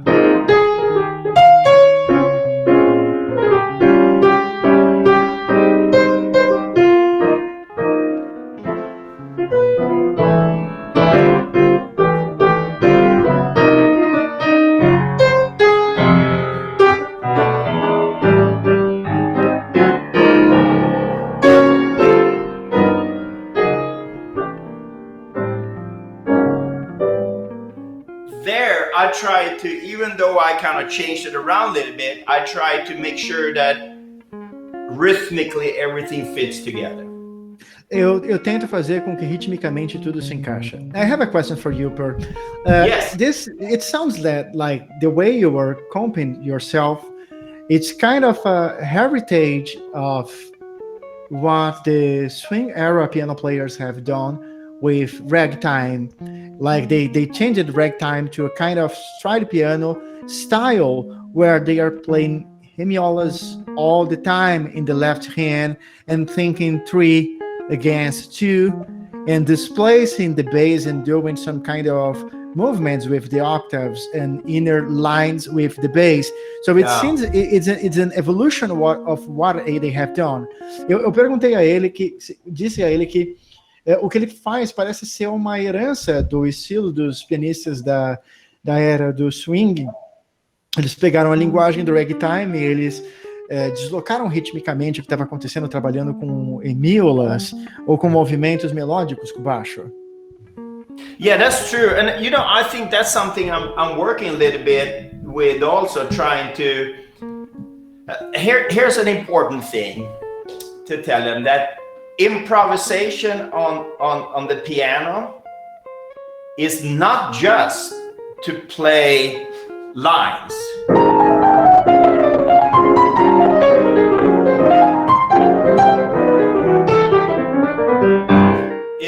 It's not just lines.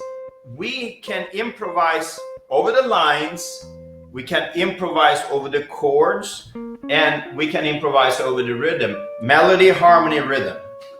All those three terms we can improvise over. A improvisação no piano não é apenas tocar linhas melódicas. Nós podemos improvisar em cima das linhas melódicas, podemos improvisar em cima da harmonia, podemos improvisar em cima do ritmo. Todos esses itens podem ser improvisados.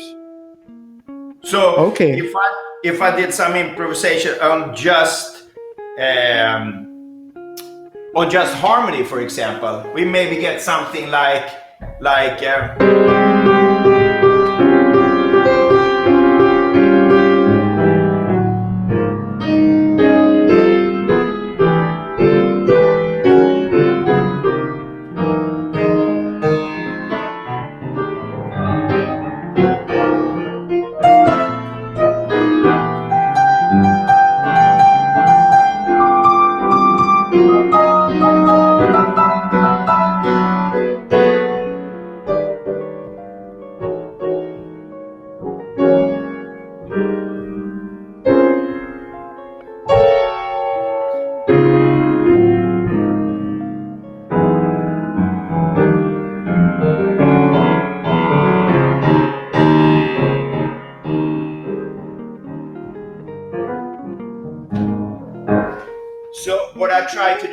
I try to improvise, just come up with new things, but from a harmonic perspective. O que eu tentei fazer aqui foi trazer coisas novas sobre uma perspectiva harmônica.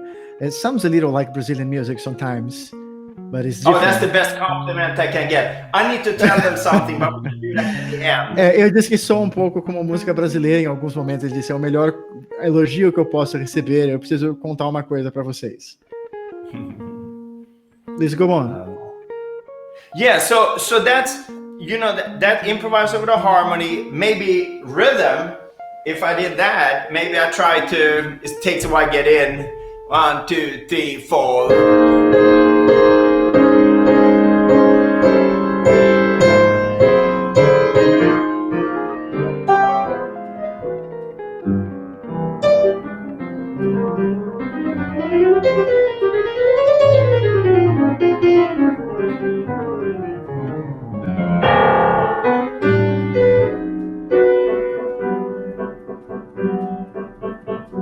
So I try to keep I try to keep that beat, but rhythmically play around it.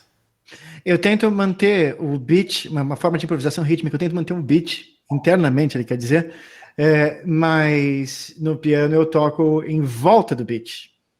So you internalize the rhythmic feel, so you can just have fun with that. Yeah, and then it takes a long time to get used to it, and then but experiment and play with it. Play with metronome and playing along with records is the best. I mean, playing with a record, playing with Miles or anybody, that's the best you can do. Isso toma bastante tempo, mas você tocar com as gravações e tocar com o metrônomo são as melhores coisas que você pode fazer. For finishing that class, and the interview, I said class, it's actually becoming a class. Oh, this is great. It's so much fun. I would like to ask the 4 piano players who sent you recordings, each one of them to ask you one question. Os 4 pianistas que mandaram gravações para eles, cada um de vocês pode fazer uma pergunta para o Per antes da gente finalizar. Let's wait. What is your favorite plate? What's your favorite Brazilian soccer player? Oh, mine? They can come with any question. I don't know. Yeah, exactly. I'm waiting for their questions. Be quick. Sejam rápidos. What question do you have? Estamos aguardando. Ele está esperando. What is? There are actually two questions, but I will pretend there's only one. What is your routine of your practice routine, and what are your advice for developing a better left hand? Oh, okay. You know, I start out the day with easy warm up.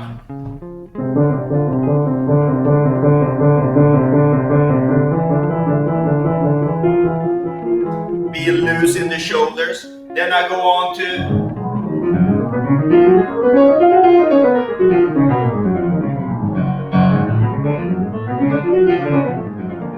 and so I do my scales, I do stretches.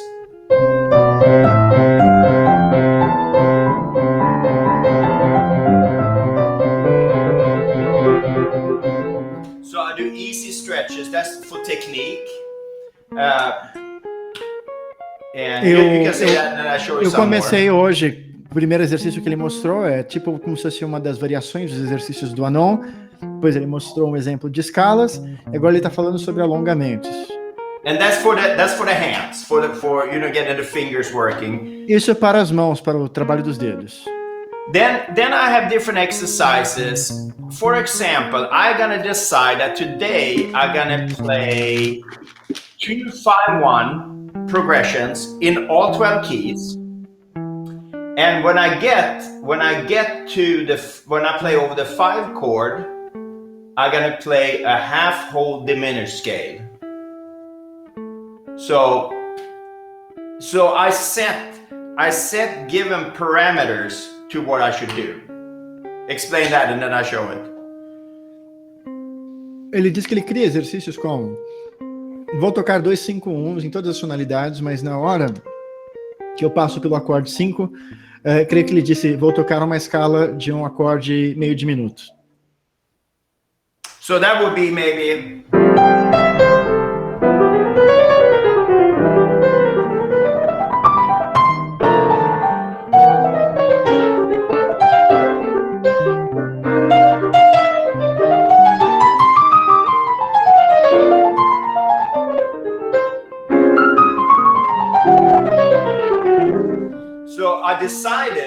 I predetermined what I'm going to play on every dominant chord.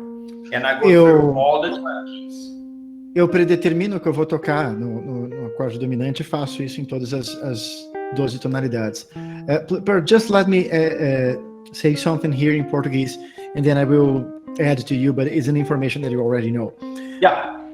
Existem diferentes escolas e formas de se aprender o piano de jazz, e cada pianista tem o seu.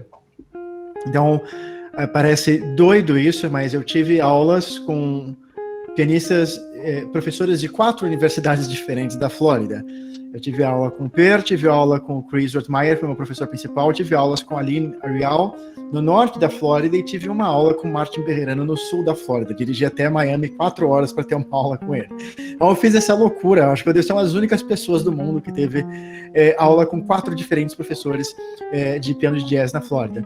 E cada um deles ia me trazer uma resposta diferente, e essas respostas sobre a prática e sobre a rotina de estudo era diferente entre cada um deles. O estilo do Per e da Aline Arial são razoavelmente próximos. O estilo do Chris é um pouco diferente. O Chris não trabalha com exercícios de técnica. O estilo do Martin Bejerano é um pouco próximo do estilo do Per. Então, há várias linhas de ensino diferentes. E o Per, ele tem uma que é muito baseada em você fazer exercícios, mas exercícios criativos que você mesmo constrói. I was telling them that fortunately I had lessons with 4 jazz piano professors from universities in Florida, and I'm probably one of the only people in the world that had lessons with 4 different professors from universities in Florida, like you, Chris, Lynn, and Martin Bejerano. And I was telling them that each professor has a different style for teaching and for creating a practice routine for themselves and for the students.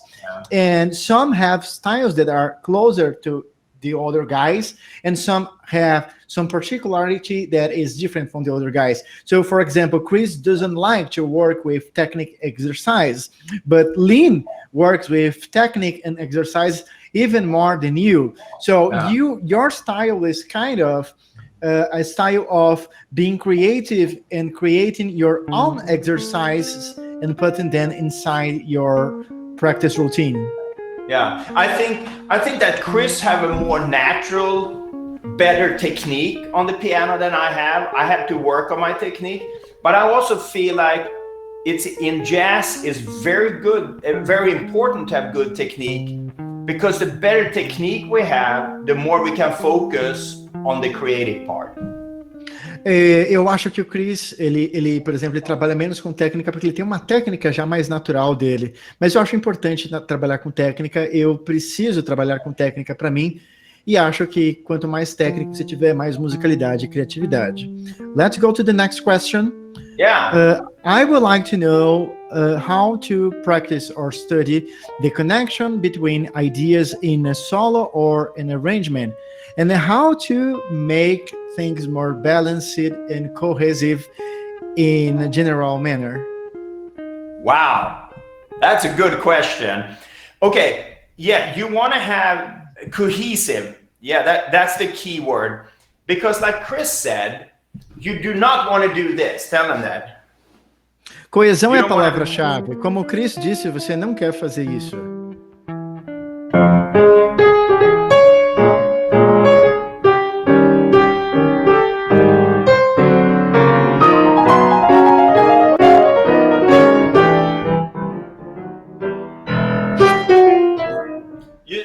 That was about 3 different piano styles that was not together. Isso é um exemplo de 3 estilos de piano que não estão juntos. What I like sometimes in my improvisation, if we, as far as harmony, you want to have cohesive chords. So I want to get, if I play all the things you are, I want to do a certain sound with my voicings, and I can do this. No que diz respeito à harmonia, eu quero ter um estilo coeso, então vou, por exemplo, trabalhar com certos tipos de voicings, como tocar assim.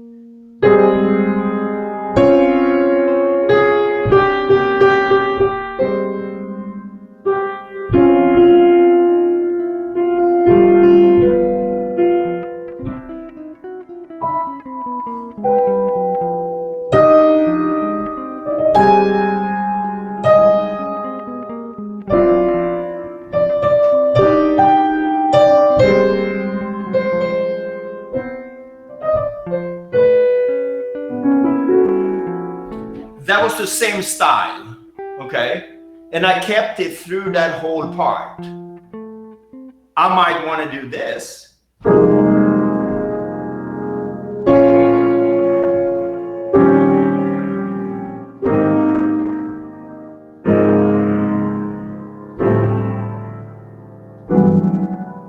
That was the same style through those 4 bars. Eu tô tocando o mesmo estilo, estou fazendo o mesmo estilo num trecho, por exemplo, nesse último exemplo, estou tocando o mesmo estilo em 4 ou 8 compassos.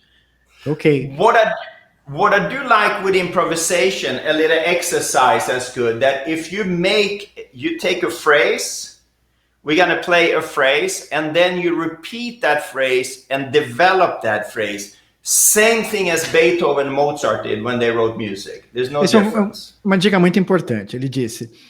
Uma coisa que eu gosto de fazer é eu toco uma frase e depois eu repito essa frase e desenvolvo essa frase. É a mesma coisa que Beethoven e Mozart fizeram quando eles escreveram música.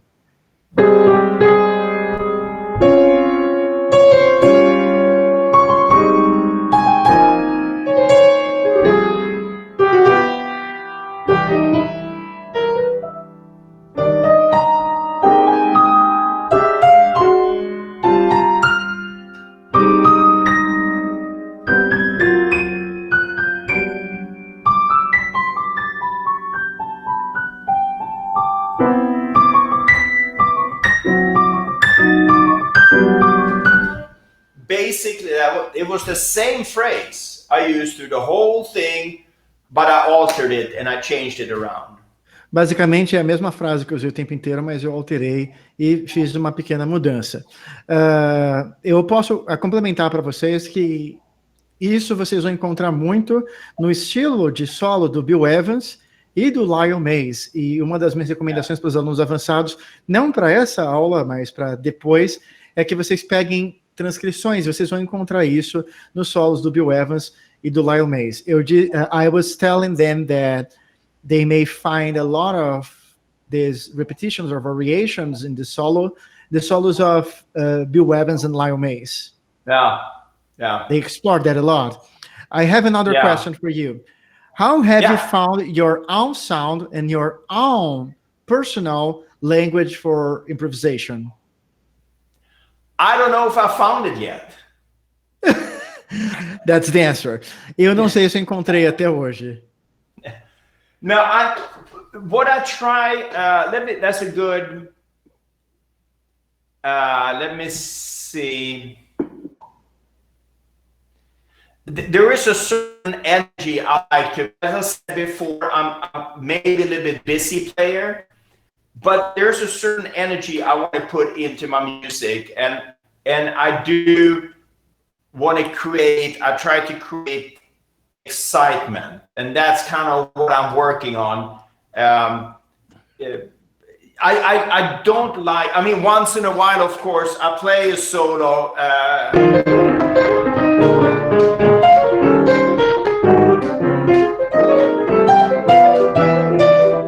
You know, that was all pre-practice material, and I do use it, but I try to focus on developing material that I have learned. Eu me preocupo em não preencher demais, mas ao mesmo tempo eu gosto de criar excitamento, de criar interesse. Aí o exemplo que ele deu, ele estava falando que isso é um exemplo dele tocando bastante. Ele disse que isso é um tipo de material que é pré-momento da prática, mas ele diz que ele tenta criar interesse e excitamento. Okay, let's move to the... Okay, sorry, please go on. No, that was it. So it's just just to keep developing what you have, and I mean, but I am very rooted in foundation, major, minor scale, and modes, and all the theory. I'm very rooted in that. Bill Evans, Charlie Parker, but I want to move on from there. Continue se desenvolvendo, basicamente, mas eu sou muito baseado nas bases, as escalas, nos acordes, no estilo do Charlie Parker, e eu avanço a partir daí. I have the last question for you, Per, and thank you so much for joining us. It was so fun for me. It's a lot of information. It's like eating a feijoada, but it's so good for us. Eu agradeci, disse que é bastante informação, é como comer uma feijoada completa, mas que é muito bom para todos nós. So the last question is, that's an amazing question. I believe you will play a lot of examples for us right now, but you will love that question. How to work the polyphonic thinking in the context of the exposition of a jazz standard and the improvisation of a jazz standard. Okay, polyphonic, meaning, I just need to clarify, meaning that playing a different sound or a different chord on top of another chord? I believe he's talking about thinking on two-part melodies. Two independent voices moving melodically. Oh, okay. All right. You know what? Should I show him that suspended altered concept that I did with you? Yes. I don't believe this is what he wants to know about polyphony, but I guess this is a very good advice too. All right. So what you can decide first, we should say I got to decide 2 voices and see if this, I show this and ask if I'm on the right track with the question, okay? Ele diz que vai mostrar algo e ele quer perguntar se esse é o caminho correto para a questão. Okay, so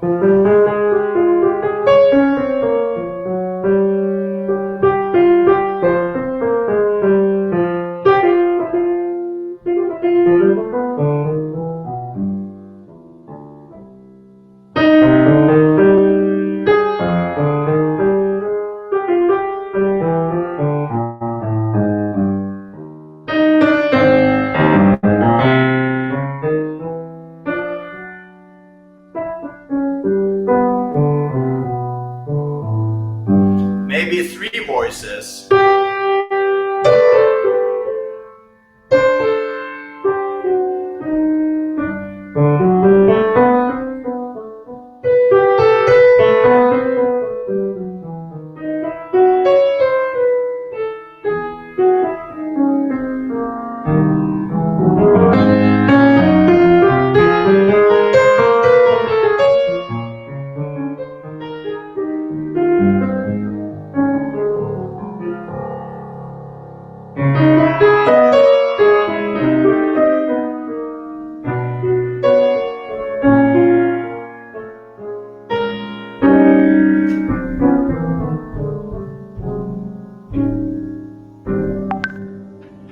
What I decided there, basically improvise over 2 or 3 voices, following the harmony of the chord. Now, here's an important, tell him that.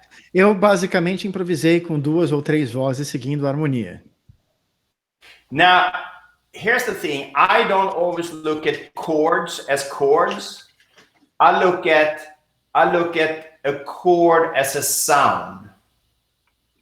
Eu nem sempre olho para os acordes como acordes, eu olho para o acorde como som. So here's a C major chord. Here's a D minor. Here's a G7. Ele está falando que isso que ele tocou agora é um dó maior, um ré menor e um sol com sétima.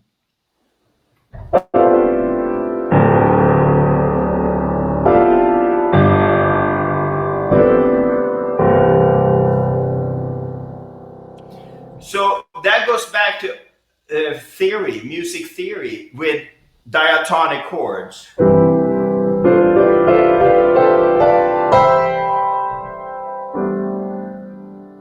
So here's a C major 7.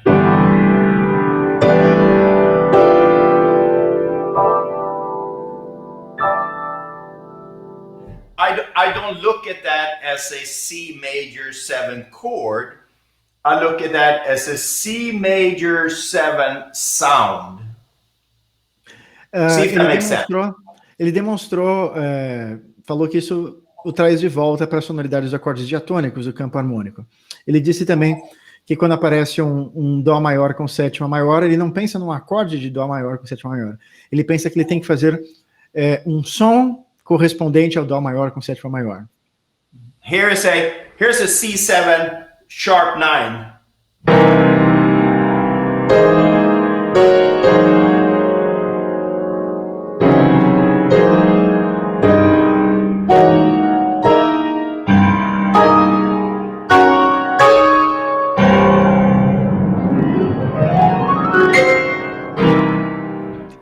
Dó dominante com nona aumentada, tocada de várias formas.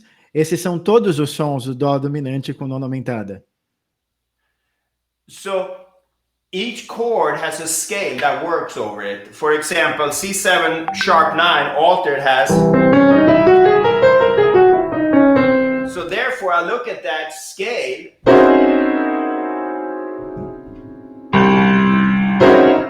as a C7 sharp 9 sound. Cada acorde tem uma escala, então, por exemplo, com a escala alterada, eu posso olhar para a escala alterada inteira como um acorde de dó dominante com nona aumentada. And so this is of course like little bit more upper level study. But when you start to figure that out, that's when you can harmonically open up a little bit. So tell them that. Isso, é claro, é um estudo de nível mais alto, mas uma vez que isso se abre para você, você pode elevar o nível harmônico um pouco.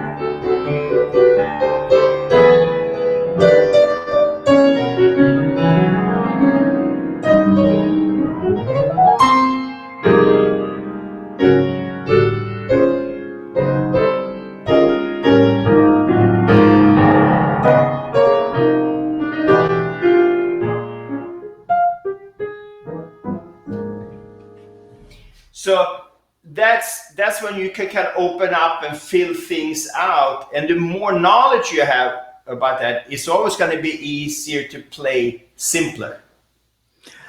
Assim você pode vir com mais coisas, e quanto mais conhecimento que você tiver, você vai ter mais facilidade para tocar isso de uma forma simples. So I hope I answered the question at least in the vicinity of what they were looking for. I believe you probably have answered both the questions they had and the questions that were still in their minds and they didn't talk about it. O Per disse, eu espero que eu tenha respondido as perguntas. Eu disse que acho que ele respondeu as perguntas feitas e as perguntas não feitas. Okay, Per, I would like to thank you so much for joining us. I would like to say that again to Chris, but he left already. I will send him a message. And after listening to you playing and explaining that things, I just feel like I would like to be in Florida again and have more lessons with you, because I had just some few lessons with you, but I have learned so much with you and your view of music and your philosophy of music and the way you think about things. And I still want to learn and know more about it. So I hope that even with just a single short video call like this, that these other students, that they were able to benefit, probably not as much as I have done when I spent 2 years in Florida, seeing you playing all the time and going to your home, but I hope they could benefit a little of your knowledge and your playing. Eu disse a ele que após ouvi-lo tocar e conversar com ele, dá muita vontade de ainda estar na Flórida e poder ter aula com ele, ouvi-lo tocar, mas que eu espero que mesmo num período de tempo curto, vocês também tenham se beneficiado. And you know what? Tell them I really appreciate having me. And now, is this a school or is this just friends of yours or is it? It's a project. It's part of my work in a school. But the students who are enrolling are not necessarily students from the school. So we have some people that are studying that school, and we have people from all the place. So we have students from the 3 top universities from Brazil, Unicamp, USP, and Unesp, for example, who study in popular music programs like performance majors. But we have also people who are studying music education and people who are finishing or have finished their masters and people who have learned alone and are teaching music, and also people who just love music, but they are not professional musicians. So we have all the sort of musicians from several cities from Brazil. Yeah. Well, I just want to tell them something before we leave. Eu quero dizer algo a eles antes de eu ir. Last October, I had the opportunity to play on the jazz festival I Love Jazz in Belo Horizonte. Em outubro passado, eu tive a oportunidade de tocar no Festival de Jazz em Belo Horizonte. And a mutual friend that is a lawyer and supports this festival, he said, you have to come with me and listen to choro music. E um amigo em comum, que é um advogado e ele trabalha dando apoio ao festival, ele disse, você tem que vir comigo e escutar choro. So he took me to a cafe, an outside cafe in Belo Horizonte on a Sunday afternoon, and they were set up, and there were some older guys and some younger guys, and a wonderful flute player and a guitar player, and you know, the percussion and everything. E ele me levou numa tarde de domingo para um café e haviam músicos mais velhos, músicos mais novos, um percussionista, um violonista. And I had never heard that music live before, but sitting outside on a cafe in Brazil, listening to this music, I will say is one of the best musical experience I ever had in my entire life. E eu nunca tinha ouvido músicos de choro tocando ao vivo, mas sentar num café no Brasil e ouvir esses músicos tocando foi uma das melhores experiências musicais que eu tive na minha vida. And lately, the last 6 months, I've listened more to choro music than I have listened to jazz. E nos últimos 6 meses eu tenho escutado mais choro do que eu tenho ouvido jazz. So, well, it's been a pleasure, and you know what? Feel free to contact me on Facebook, and you can give everybody my email and contact information if you want, and feel free to contact me. I love to stay in touch. And do we have another session like this coming up or something like that? I can't remember. I will have other students coming up soon, and we will have again like a timeline of jazz, and we will have a final lesson about jazz piano. And then if you want to join us again, that will be great. But it will be probably close to the Thanksgiving, so we will have to see how your schedule is doing. That's fine. Any time. It was great seeing you, Adolfo. And you and I keep in touch, and thank you so much to all of you for having me. It's been absolutely a pleasure. O Per disse que para todo mundo se sentir à vontade para adicioná-lo no Facebook ou pegar o e-mail dele comigo, se quiserem manter contato. E agradeceu e disse que foi um prazer. Thank you so much, my friend, and see you soon. Thank you, guys. I have to pick my car in Florida at some point, so yes. We will meet again quite soon. And be safe down there, okay? Don't get any viruses. I'm trying to. Bye-bye. Good. Take care. Bye, everybody.